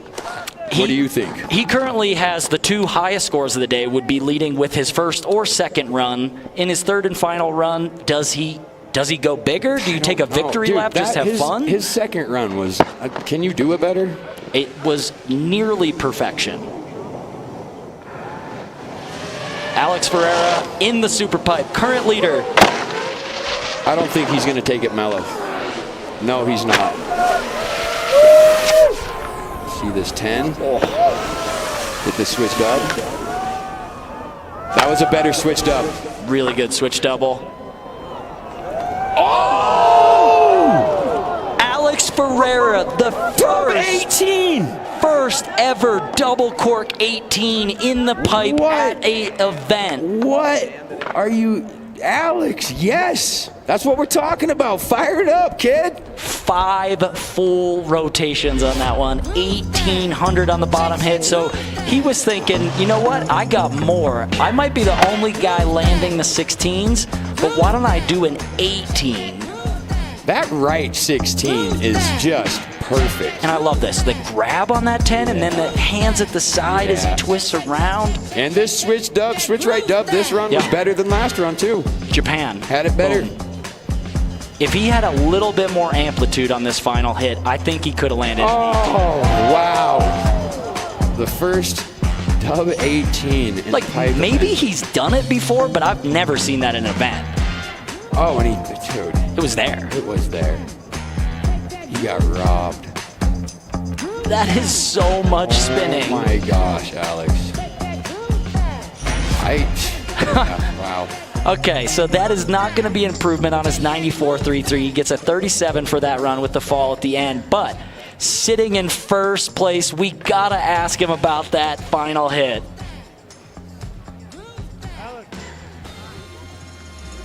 Alex, It's 11:45 a.m., man, and you're trying never been done in the contest. So close right there, but right now you're doing an amazing job this morning. You're on top of the leaderboard. Tell us about that last trick. Will we see that in competition soon? Yeah, thank you kindly. I mean, you would have seen it 30 seconds ago. I'm a little upset that I didn't land it, but that's okay. A lot of motivation to go for next year, and you're definitely going to see a lot more 18s, I think, in the next 2 years leading up to the Olympics, so might as well start getting them out of the way now, right? That's right, a man with a plan. All right, sitting at the top of the leaderboard, couple riders left to go. What's going through your mind? I'm nervous, super nervous. We got some real heaters coming up, and only 2 more guys or 3 more guys standing in the way of me in a perfect season, so fingers crossed right now. All right, get in the zone. We'll be right here ready to jump on you, see what happens next. Alex Ferreira doing never been done's 1800 he just attempted, but comfortably in first. And as Iberg would say, there is no off switch to that kid's sicko meter today. I just had to throw that in for Iberg. I like it. As we go back to the top, this is Andrew Longino from Canada, sitting on a 72, needs a 94.67 for first or a 90.33 and above for the podium. This kid is almost the MVP of saves today, though. If you saw his first run, right about there, he had the scariest edge catch ever and just handled it. So there's a big improvement. The switch double. 10. Gotta love the pole plant coming into that right dub 12. Even pole plant at that as well. Does he pole plant on the switch hits? No. Final hit. Left dub. Stomped. Andrew. That's what we like to see. That's a big improvement. That is a very big improvement. He just did the switch 7 in the first 2 runs, does the switch double cork at the top there in run number 3. Big final run for Andrew in his first Dew Tour final here. Yeah, Andrew. That pole plant is so aggressive on that right 12. I love it. Into the, semi-quasi-aggressive pole plant. Kind of like the 7-7 in mid-run, you know what I mean? It kind of slows it down a bit, and then he kind of cranks it right back up for dub 12 to end the run. Just cranked it. Solid landing on that. Hands at the side. Andrew waiting for the judges' score now, sitting on a 72. It is an improvement. Yeah, Andrew. 74.66 for Andrew as he stays in that 7th place position, but an improvement on the score and a lot to come from the youngster. All right, back up to the top with David Wise. 3rd and final run. Olympic champ, X Games champ, Dew Tour champ, everything champ. Pretty much an everything champ. An OG, the oldest guy in the field at 33, and he's been doing this a long time, but he is no stranger to the 3rd and final run and winning on the 3rd and final run. Oh, with that switch 9. That switch dub 10 and just having some troubles with landing gear. With half pipe skiing, sometimes it's just your day and sometimes it's not, David's an amazing half pipe rider, and I'm sure he'll have more days to come. And today it's just, sometimes it doesn't go your way. Yeah, it just depends on the day. He's just popping a lot, landing a bit low. Every run there's one hit where he lands low enough that it kind of ruins the speed for the rest of the run for him. And with that, it's a throwaway run for David. He's going to stay where he's at, and we've got the final athlete to drop. Last year's winner, currently sitting with a 90.33. Brendan Mackay is on the podium. He's the final athlete to go, but he won last year, and I think he would like to do it again this year. So he's going to be walking away with a podium spot. What color will that medal be? What color will the result be? He's going to have to show us on this 3rd and final run.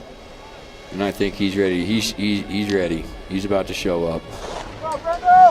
Let's go, Brendan.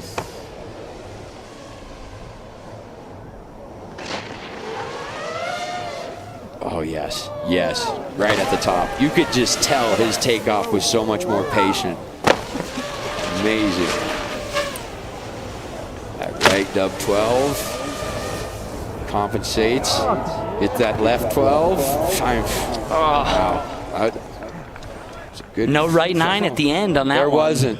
And I think it's because he kind of compensated. He landed a little low. He pushed down the pipe to get the speed back up, and in doing that, maybe ran out of some pipe. But amazing skiing. All 3 runs from Brendan today.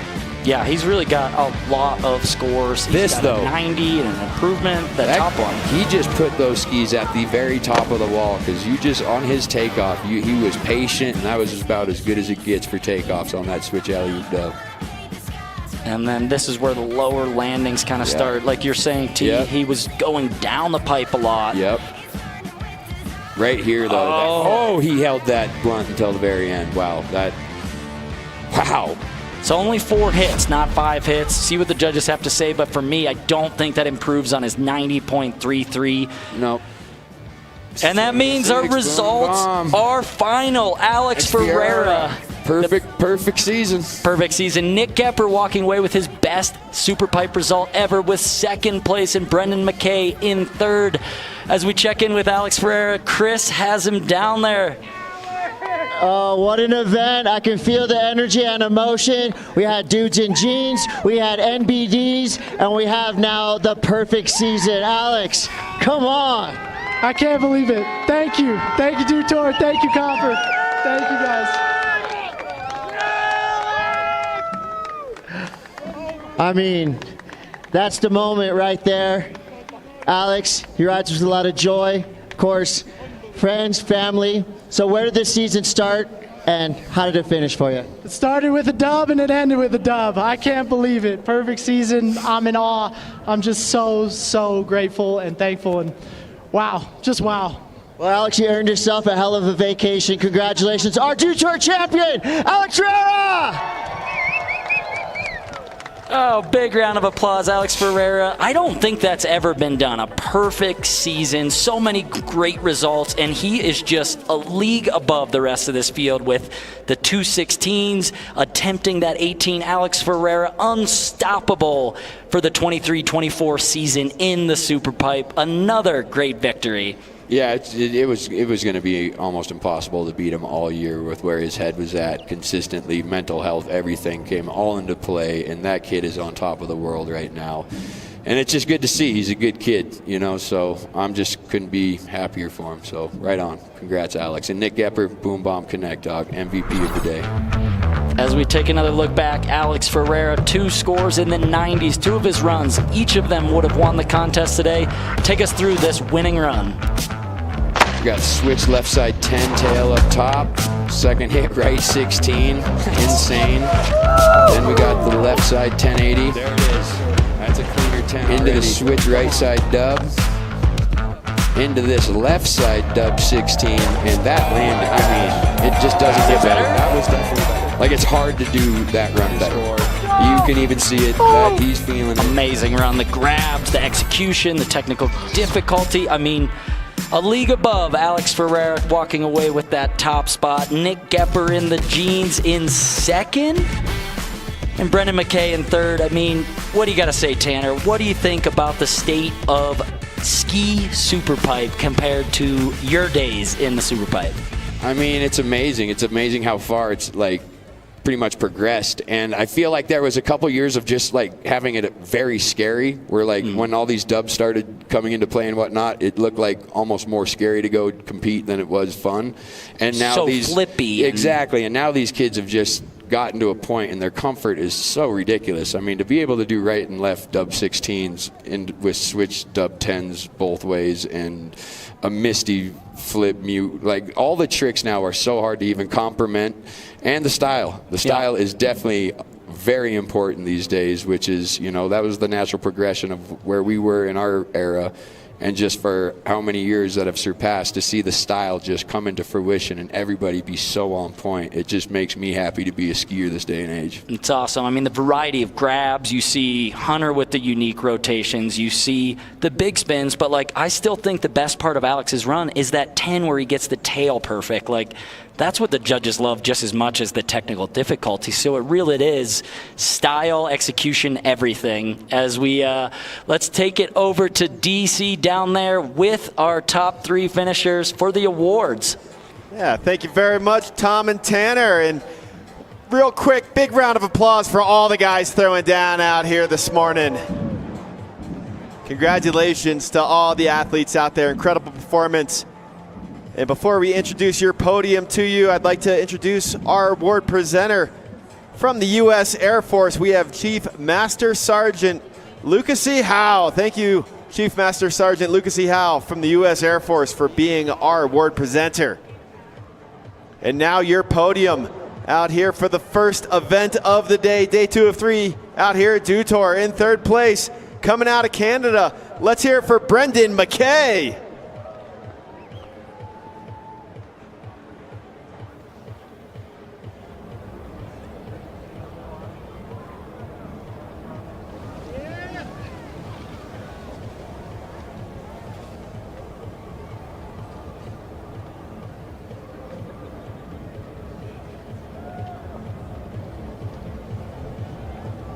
And one more time, taking a break from college and his study of physics to be out here competing this weekend. Let's hear it for Brendan Mackay, third place.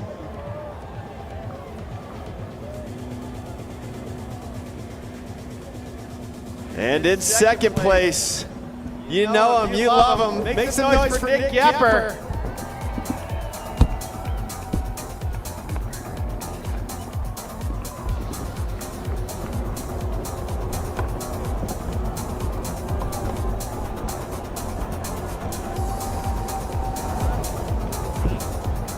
Sun's out, guns out, getting a ride this morning from Colorado State Patrol. Let's hear it one more time for Nick Goepper, second place.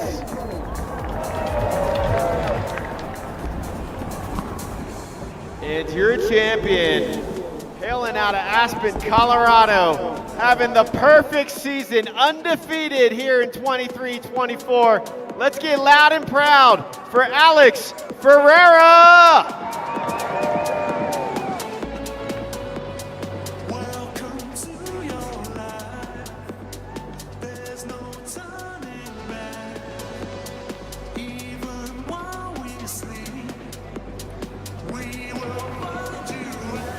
One more time, congratulations on the undefeated season there, Alex. Let's hear it for your champion, Alex Ferreira, your podium out here for men's ski Superpipe.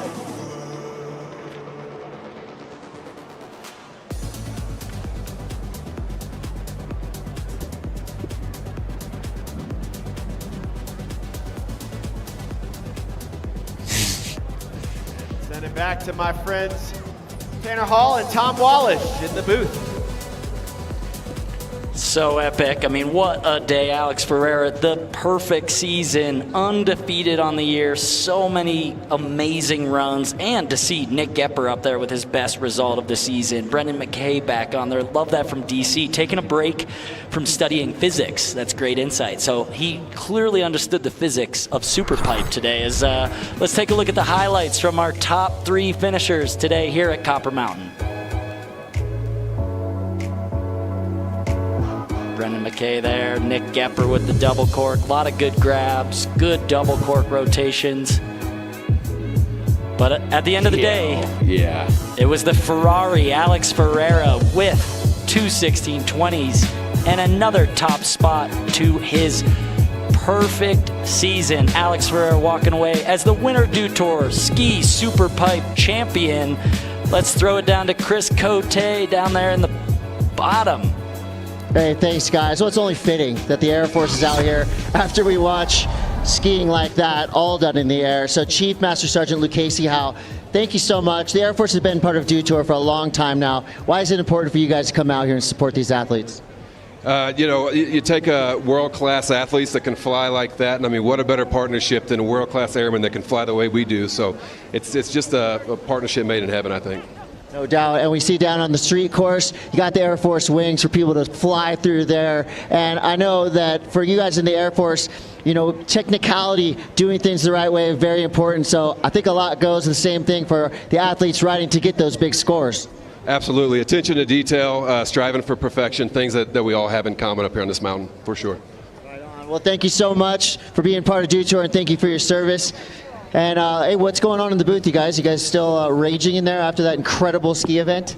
We're still losing our mind in here. And I loved all the data. The U.S. Air Force height meter there collecting all that data, so we had the averages, the max height. I mean, that's I definitely want to say thank you for your service. Exactly. All the service members and military members, big up everybody's self. And what a day. There's Alex Ferreira, another look, a great podium. Alex Ferreira, unbeatable, unstoppable this season. This was an amazing day for half-pipe skiing, and to see Alex, attempt that 18 and pretty much almost right away where next contest there's going to be 1800s added to the list. So. Yeah, he said, might as well start doing it now if we're going to do them eventually. So Alex Ferreira walking away with another one. That's it for all of Ski Superpipe here today. We have a lot more action coming up this Saturday with women's snowboard Superpipe. Then back to the street style with women's ski street at 4:45 and men's snowboard street at 7:30. So first of 4 events that we've got today. A lot more to come from Copper Mountain in the Winter Dew Tour. And definitely tune into the women's ski street style because these chicks are killing it, and I'm hyped. We will see you all later here from Copper Mountain at Winter Dew Tour 2024.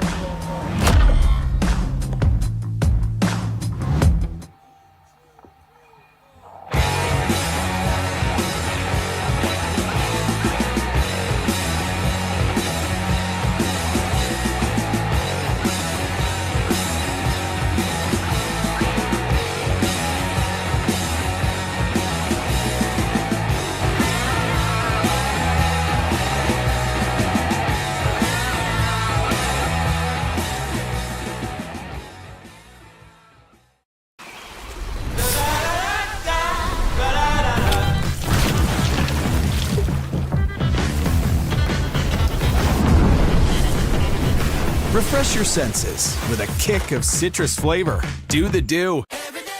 Circle K's new free Inner Circle membership program makes filling up rewarding with everyday fuel discounts every fill-up. Make life a little easier. Start saving on fuel now. Download the Circle K app and join today for free. Circle K's new free Inner Circle membership program rewards you for loving all your favorites with delicious deals and personalized perks. Make life a little easier. Start saving on your favorite food and drinks now. Download the Circle K app and join today for free. Looking for what comes next? For that moment when everything finally... 1 minute!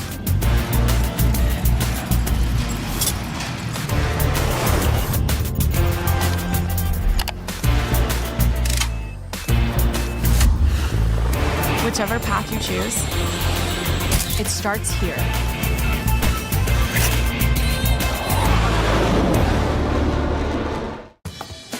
Hey there, it's me. Food.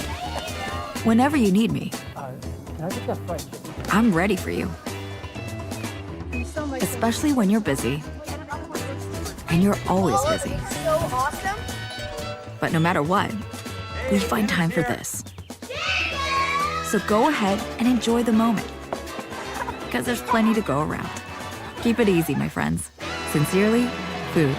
Sincerely, Safeway. Time to go? Not yet.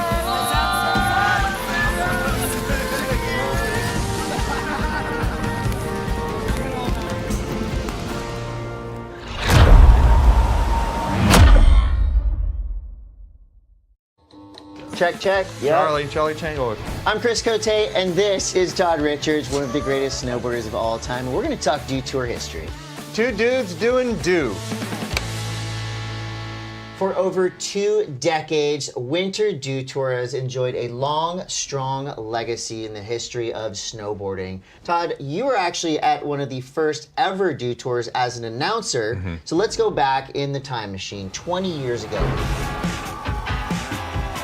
Everything has changed in huge ways. Scotty James has tapped into the power. This was the beginning of it, where the pipes jumped up in size. We began to, see the rise of legends. With those big names, obviously, big tricks are going to happen. Dew Tour, over the past 20 years, really introduced the world to some of the tricks that changed the sport of snowboarding. One trick in particular is the double. What was it like when the double came into the game at Dew Tour? The thing was, all of a sudden the pipes jumped up to 22 feet.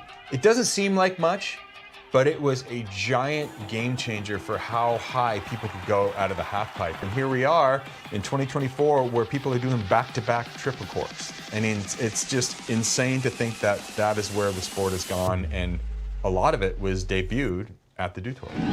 Holy cow! It feels like this was an era where things escalated quickly. A trick progression started to happen that began to curb a lot of the talent when all of a sudden the doubles showed up, and then the back-to-back doubles, and then, you know, all of these crazy combinations of the switch backside tricks.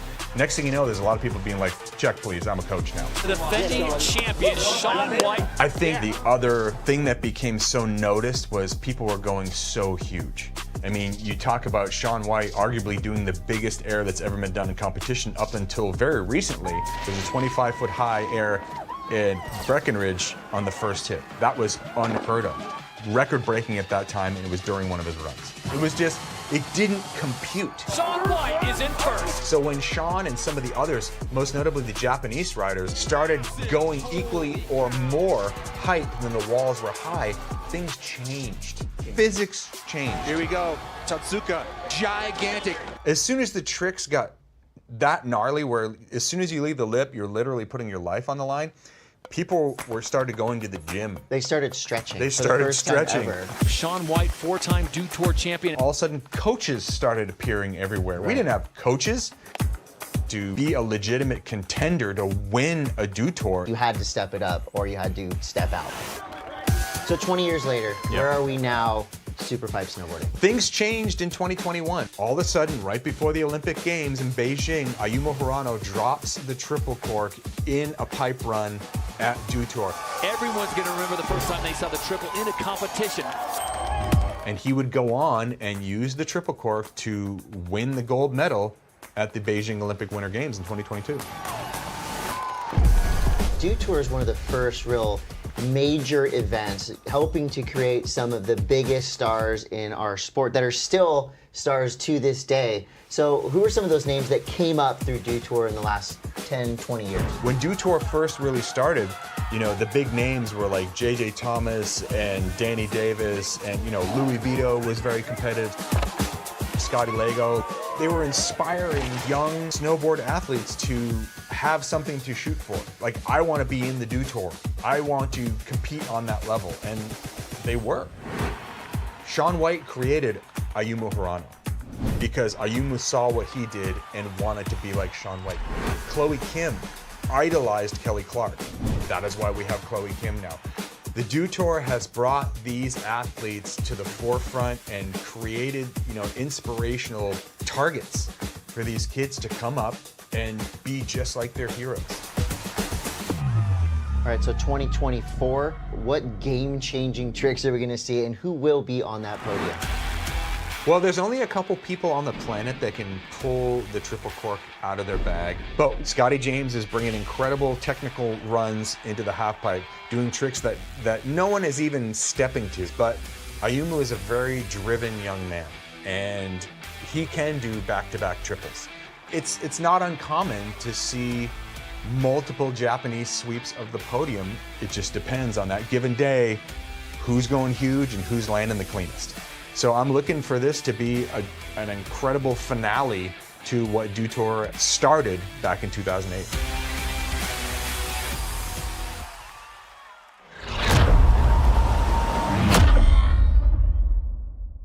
"20 years of Dew Tour," it's pretty, makes me feel extra old when I hear that. Knowing that I was at some of the first Dew Tours. It's changed over time. There's been lots of different riders in and out, lots of different eras of riders in and out of this time.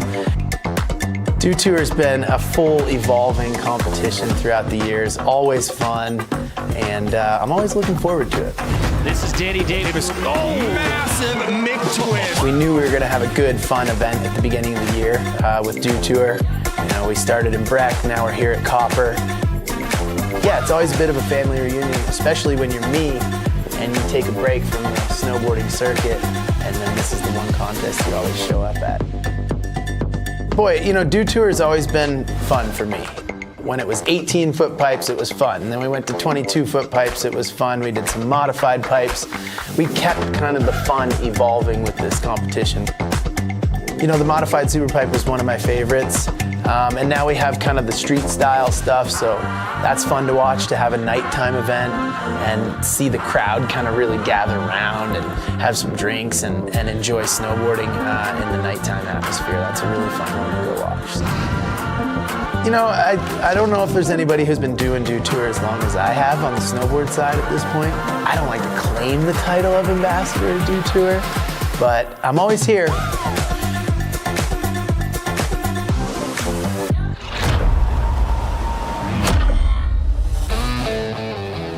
Yeah. Hey everybody, guess what? This is called the In-Between Show, where we're in between the events and we go and we snag a couple people that used to be relevant in are still relevant in snowboarding. I'm sorry.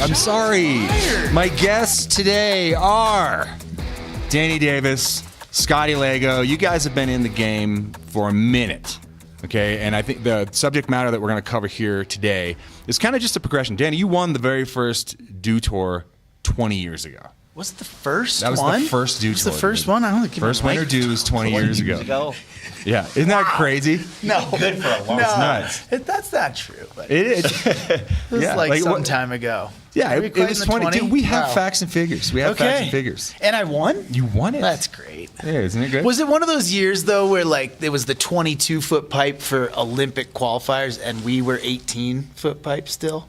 Semantics. I don't know. Just take the win, Dan. Those were the years, man. Half the field. I guess like what I want to get into is like, okay, so you guys are both forefront of pipe, you know, back when it was like, okay, we came out of the 2022 Olympics, 2026 had happened, and now we're moving into, 2002 had happened, then we move into 2006, now we're moving into 2010 where the tricks have kind of exploded, right? The doubles come onto the scene. You guys are like at the forefront of progression. So give me a little bit of insight on how that was then, trying to like all of a sudden keep up with what was happening. Well, I mean, the first of all, the half pipe was changing. I mean, like when you were an Olympic competitor, it was 16. 16. Yeah. And then the Dew Tour started as an 18-foot pipe, like all the contests were. So not only were the tricks changing quickly, but the pipe then changed as well. And there was even a year where some contests were 22, some were 18. Yep. And then the airbag was like, that was kind of like where it started to really change. Totally. I didn't notice, like, it wasn't like trying to keep up in 2010. It was more like just trying to put your rundown and, the tricks that you had. I think years later, it was like, all right, every Olympic year, you see a huge leap in progression. Absolutely. And so after like 2010, everyone's like hitting the ground super hard, learning new tricks. And then it was like, all right, I'm gonna, either I have to learn some stuff or you fall behind. So yeah. And like I think there was a couple riders like Kevin and Sean who were sort of like really pushing that, almost like those two kind of competing. And then I felt like me and riders like me, Scotty, Mace, we got to kind of like learn those tricks after they did, and then like. So they were the guinea pigs. Yeah, and then we could put our tweak on it, and we'd almost get like love for being like more stylish, but we just like almost didn't have to like learn it how they did. And also kind of about like right around that same time, like the dual threat kind of like ended. Because we would all do slope style and pipe in one weekend, and then it started to be like, okay, we can't, like, we're not hard hanging. to keep up. Yeah, it's real Kev hard. was one of the last. I was listening to Scotty's bomb hole, and that was like Sean, P2, Kev, myself, Kevin, who else? Yeah, I mean, it's just tough to do. Yeah. Charles Reed was a good slope and pipe ride. I mean, yeah, so for a while there, we were really like kind of trying to progress the sport, but also trying to like keep it chill because it was moving really fast and tricks were starting to get kind of kooky. Right. No, I hear you. And I think that's like one of the coolest things about snowboarding, right? Like I've always loved both of your styles, and I think the reason that I love both of your styles is like not only because when I look at a half pipe run or like what is style to me in a snowboarder, it's also what happens between the walls. Because you can fly off the wall and do 1620s in the half pipe or 2160s, but if you look like a wet cardboard box in between, it's not good. And it's just good fundamentals, And I think that one of the big things was that you guys kept it real. If you we're just doing a frontside air in the run. It was like, okay, cool. Like that looks good, looks proper. Not like you just learned how to do, the really important ones to get the points. Well, and I feel like for a while their kids were like, okay, I got my 900, time to move on to 1080. Right. And like maybe the grab was held for like 180 or 360 of that spin. So as like, not style is one thing, but also like doing tricks with like purpose and poking and hanging on to that grab. And like, you watch Scotty's like cab 10 back in the day, like that melon was like, he got into it at like 90 degrees and held it all the way around. Yeah, and, Scott, you used to put English. That's on what I your mean. tricks. Like, and they were like you said, there was exclamation points in the middle of your tricks, like hi-ya! Like there was like some real heat coming in there. Yeah, I think it shows like control. When you're able, like mid trick, you're able to like poke out something. Sure. And for me, it wasn't really about like what you could do. It was really how you would do it. Yeah. And great example. And way a lot of riders out there, Dan Cass, like the way he used to do stuff was, him and Sean were both doing 1080s before like we were necessarily, but they like Dan's were different than Sean's and really his own way. And it was good mid flat bottom style too. Yeah, sleeping in the flat bottom. And like what happens lip to lip, in my opinion, is like so important nowadays. I think so, yeah. Back when we were riding, you could be pretty sketchy in the flat bottom and ditch some speed and still get out of the pipe. And now everyone's going case in point. Yesterday, I dropped into the 22. I don't ride 22s, okay? Like I'm not They're scary. I'm not the biggest fan, but like the amount of speed that you need to carry now versus when we were competing in 16 or 8, even 18s, that extra speed that you need to conquer the extra 4 feet of wall, right? It's crazy, Yeah. dude. And these guys are like riding race boards. Yeah. It's pretty insane. Minimal side cut. Like they're almost riding, I mean, like some of them are kind of more like a border cross board than like a free ride board, closer to that, because once you get them on edge. And you need that perfection. Like you can't, like a 22 can't be bumpy. Yeah, and a lot of these are firm and icy, so you need as much edge hold as you can get. Right. When you're moving as fast as like a Yumu or a Kaishu or Yeah, to go. Definitely gets a little bit dicier if the pipe's not perfect. Yeah, 20 feet out. You have to is trust a different the story. pipe. Things change. Yeah. I was talking to Malto last night. He's like, I want to get to the lip, and I'm like, hell yeah. I'm like saying, like, that was me yesterday. Yeah, that was me too, man. Let's talk a little bit about so the Friends crew. You guys were kind of like the original, almost like the original content creators within snowboarding. Like pre-Instagram, all that kind of stuff. It was so fun. I bet. Talk to me a little bit about like how that was. I mean, there were crews kind of, but you guys were the first crew that really was like a branded thing. Like you guys were pretty smart about how you put it out there. And we weren't like, in my memory anyway, nowadays, like you start a crew, you probably got some like social media, you got like a purpose. We like didn't know wanted to start a crew because it was cool. And we just, Jack would always have the camera out, and there was really no purpose behind it at first. And then it kind of grew into more of a brand. But in the early days, like the Friends Vision days and stuff like that, it was. I don't know how many edits we made. Just so nonstop. Many. And they were so fun to make, and they were so stupid. And I look back now, and I'm like, oh my god. There's a lot that didn't make it to the YouTube, that were really. But there was, I mean, some of the stuff the stuff that stands out to me is like when like you guys were acting.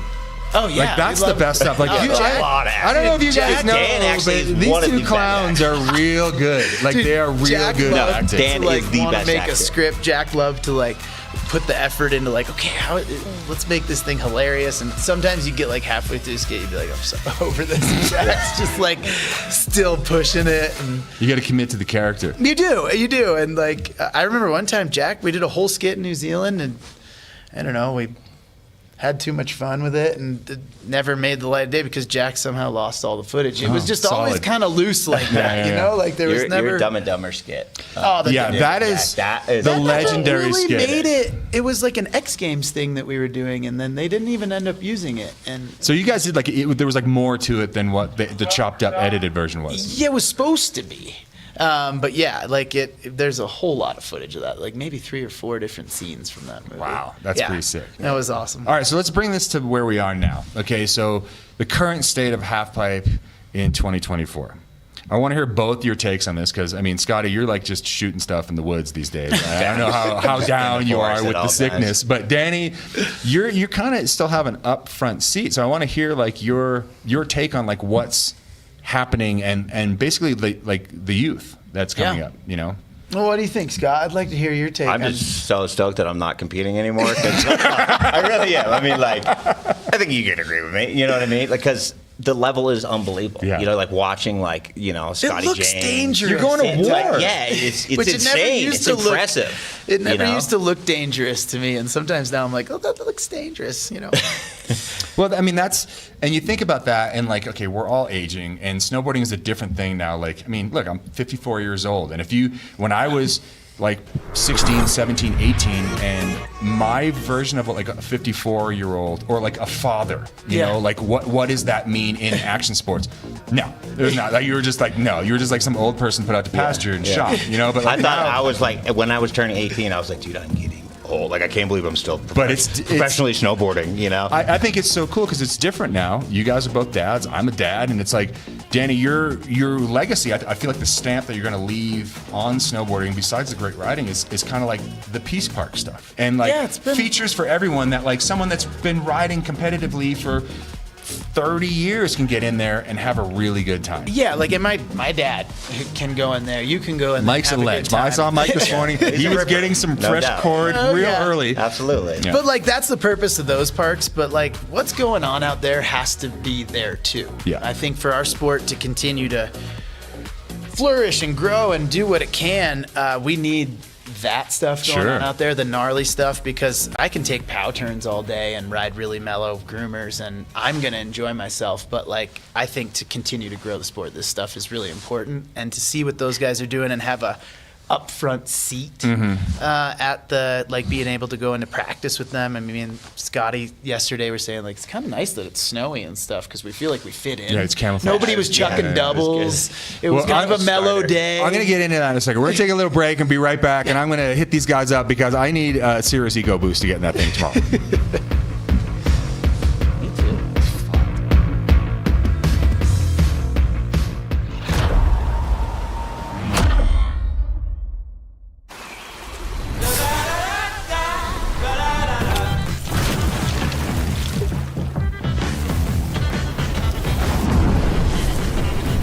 Refresh your senses with a kick of citrus flavor. Do the do. Hey there, it's me. Food. Whenever you need me, Can I get that fried chicken? I'm ready for you. Especially when you're busy. And you're always busy. So awesome. But no matter what, we find time for this. So go ahead and enjoy the moment. Because there's plenty to go around. Keep it easy, my friends. Sincerely, food. Sincerely, Safeway. It's me, America's sweetheart, and I just love having a blast. The Mountain Dew Baja Blast. Kids party? Having a blast. Stuck in an elevator? Having a blast. Winning. Losing. Having a... Probe me already. Blast. I can have a blast anytime, anywhere. And with anyone? Mountain Dew Baja Blast. In stores everywhere. I, too, am having a blast. Looking for what comes next? For that moment when everything finally... 1 minute!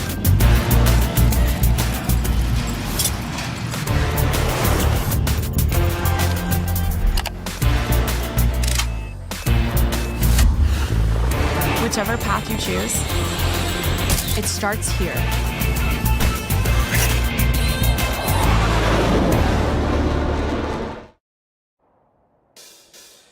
Get ready to unleash their inner athlete. From their first turns to that first drop, first air, to the first time they leave you in the dust. Goepper has the terrain to grow their skills, build their confidence, and turn them into lifelong shredders. Challenge accepted. Goepper, the athlete's mountain.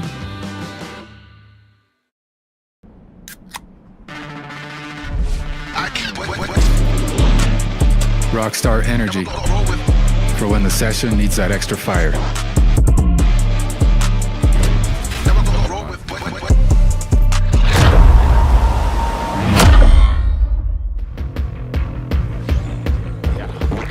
Half pipes have changed a lot in the last 20 years.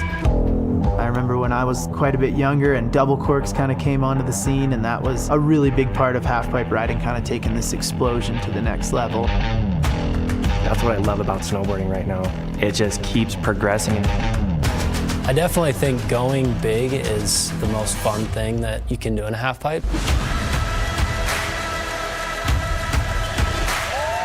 Gigantic. This is the run we've been waiting to see. To think where we are right now in terms of what is possible, it is insane. And I think that's why the half-pipe is such a rad venue. To get on the podium right now, it's probably the hardest it's ever been. When you're seeing these tricks, they're gonna be different because the sport, it did a quantum leap. When I look at the pipe today and I think of where it came from to where it is now, the thing that doesn't change is whoever is going the biggest is the winner. There he goes, ladies and gentlemen. Okay, I'm back with two of the legends of halfpipe. I'm here, of course, with Danny Davis and one of my favorite shredders of all time, Scotty Lago. And we're here and we're just kind of talking, we're reminiscing about, you know, where it came from, where we are now. And so we got this Legends Jam coming up tomorrow. Looming. It's more looming for me than it's coming up. Looming. It's really no pressure, Todd. Look, This daunting. See, I was talking to Danny Cass earlier this morning, and I think I was just talking to you in the green room over here. I'm just like, look, dude, my brain still wants to eat it. Like when I strap into the top of the pipe, You're like, my brain's psyched. like, Steve's content. go. Yeah, My for sure. body's like, you're out of your element here.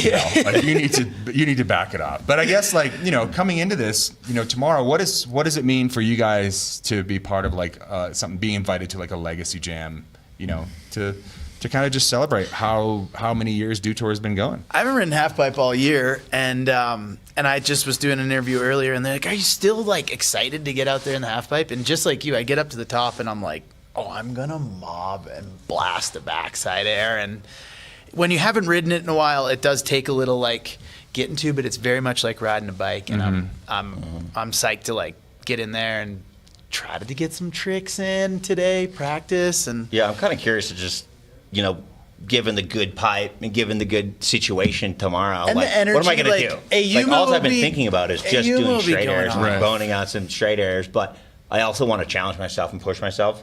You know, I'm like, I wonder what I'm actually going to do out there. Like if you get Eye of the I'll Tiger find out. mid-run, like what are we going to see?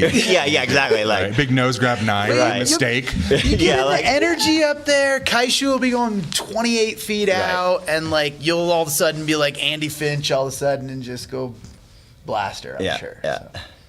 It'll be fun. Maybe. I'm very much expecting that, but it's cool. Like, you know, Dew Tour has been. I've said this a few times this week, but like it's always been the contest we get to like experiment with and have fun. It's not like a Grand Prix. It's not like X Games where these formats need to stay the same and be, a regulated event. Like we get to have fun here. Well, so yeah, and like last year we did this Cash for Tricks, which was really cool, you know, and it was dumping out. Yeah, and they were was just tough. giving away money, but I mean, there was some crazy stuff that went down, mainly by Ayumu just doing like 19-foot high air to fakies. Yeah, it was. Oh, that was pretty awesome. You always like on the half pipe, you know. Yeah, we get to have fun out here at the Dew Tour. We get to do events like this, even when it's puking and hard to make it to the lip for most of us. Somehow Ayumu goes 28 feet out. Wild. And you know, Patty's out there. It's fun for me when we get to have people that aren't in the snowboard circuit in the half pipe because their stoke is so like get Nick Baden out there on Sunday. Give me Stacks in the pipe. Dude, I think you know what I mean? Like, those guys, Stacks, Baden's like a really good pipe rider. Like, super good. He chomps Stacks that thing. too. Yeah. Stacks totally got it. Yeah. Brandon Davis has got some really good pipe skills. I'd love to see all What those. is Danny Cash going to do? I'm excited to see I want to Danny. get a cab 10 like switch tail from Dan, just like that old school like. You better he's prep just him. Sleeping in the tail grab. Well, I was thinking about it the other day. Like, okay, so Danny, like it's not like you forget, but like you kind of forget how many U.S. Opens in a row he won. And like how many? Well, he had like 2 or 3 like undefeated seasons, or at least one. I know that. Back-to-back I mean, tens. Like he was the first one to really Yeah. bring that out Yeah. into snowboarding, and like his legacy has always been like he's asleep at the wheel. Like Totally. he's doing tricks, and you're just like, somebody wake Danny up. You know? Yeah. And it's so fun to see these people here. You know, they're all here. I was always drawn to Dan's style. He was like one of the, like my. I think everyone is. I think everyone that was loves. a big one for me when I was getting into like snowboarding seriously. Okay, so as we wrap this thing up, I want to hear from both of you guys. What is a piece of advice that you can give to someone that wants to ride Superpipe but that is maybe intimidated by how big it is? I'd start small. Ride the mini pipes, step it up. Find if you can find an 18-foot pipe. I know Bachelor does a good 18. And just work your way up, like a jump, too. I wouldn't recommend just going and hitting a 40-foot kicker if you're not hitting kickers. I don't know. I think people at Big Bear would argue that. They just send it. Scott, what do you got? What's your tips and tricks for this? No, I mean, just, the fundamentals, as long as you have the fundamentals, that can carry you through everything. So just working on your edge control and keeping an edge, like you can drop in and you can look back up the pipe and look at your line, and it looks perfectly clean, then you're doing it right. You're ready. Yep. Well, I just realized is that we're 3 Olympic half pipe team members. Nice. We've all been to the Olympics for half pipe. Tight. Great. Scotty's the only one that got a medal. Oh. Only one that got sent home too, which is also amazing, by the way. Like, not a lot of people can claim that. It's great. Boys, always a pleasure. Hey, thanks for having us. And we will be we'll be watching. Awesome. And judging. We'll be out there with you. Yes. Yep. All right, we're going to check in with DC right now. We got some more pipe action coming with the women's snowboard final coming up soon. All right, on. Thank you very much, Todd Richards. Very fired up to see you in the pipe, buddy. I know you're saying you're not, that excited yet about getting in the 22-footer, but you're someone that I grew up admiring, and a big reason why Breckenridge is still my home, why I moved there. That guy was one of my heroes, so really hyped to see him in the pipe. And another one of my heroes right now, just because of what you've pulled off this season. We got Nick Goepper in the house. Hello, everybody. DC here. We're up here in the VIP tent, and we are located on the patio at Jack's, having a good time. I'm going to turn down my monitor here. I'm doing some DJing up here and also doing a little light MC work as well. But Nick Goepper, really stoked to catch up with you, buddy. Oh, thank you so much, DC. There's no one I'd rather be with right now on this sunny afternoon. Thank you so much. Yeah. Speaking of sunny afternoon, I like rocking just the bib there. Did you got sunscreen on those guns there? No, actually, this was just for the award ceremony, so I'm not gonna flex them too hard, but I'm going straight in after this. Gonna take out my boots, kick back, relax, and man, it was a great day. Second place, best result ever in half pipe, and to do it here at the Dew Tour in Goepper is just so fun. Heck yeah! I think we're gonna check out some highlights here of your run, including, I'm really excited about your bone air variation. Shout out Justin Dory if he's tuning in, and of course Cassie Sharp. New parents. Yeah, this one, the wall was a little bit over vert right there, so I had to kind of be soft with it, and then the right 10 and the bone air. The 540 at the end, not too much spinning, but trying to add a little creativity, and man, it's just so fun to do a new trick in a contest that you've been working on. It's like you're in a lab cooking up some sort of concoction, and to just see it do work is the coolest thing ever. How excited were you when you saw the weather for today? Man, I was so excited. Yesterday we had a little bit of snow, but man, when the sun comes out in Colorado, it really comes out, and it shines bright, and the clouds stay away, and I love it. All right, now, I really want to talk to you about, in your interview with Chris Cote up there, you had mentioned you had kind of a crazy morning. There was a car accident, and you got a ride here. You hitched a ride in the back of a Colorado State Trooper vehicle. That's right. So I'm staying up in Leadville, never stayed there before, about 30 minutes away. And on Highway 24 on the way here this morning, there's this car accident.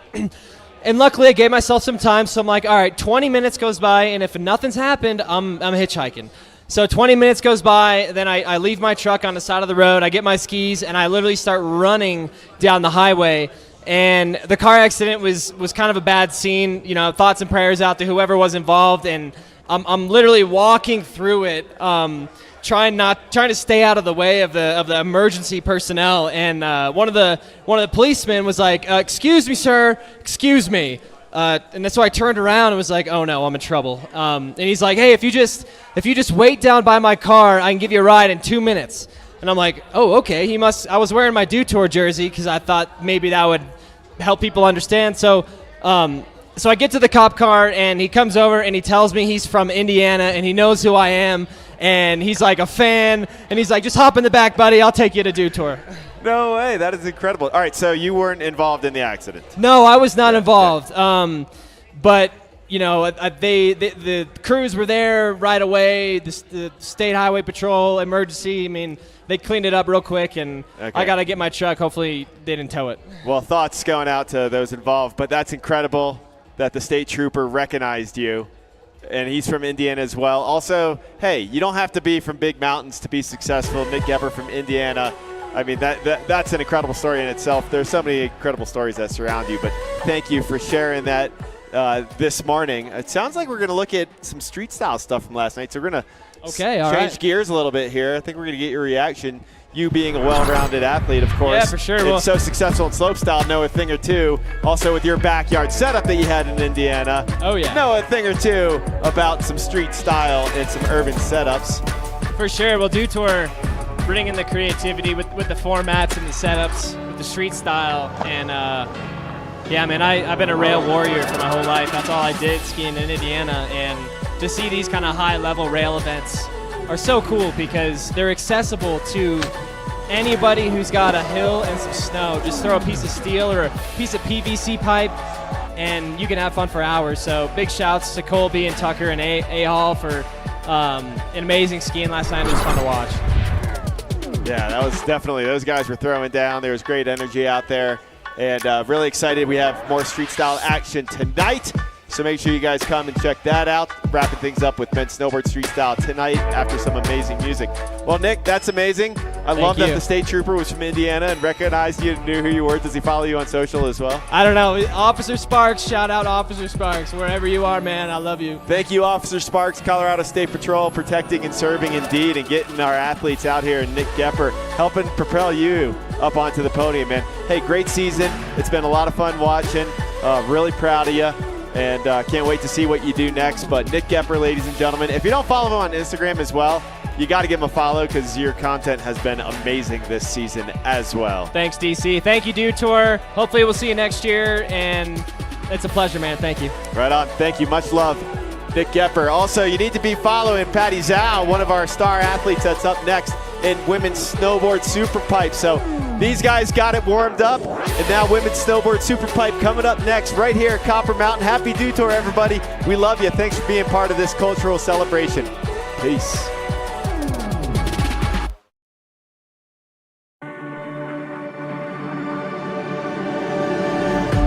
Copper Mountain is great because, like, whenever I come here, I feel like there's this magical aroma around it. And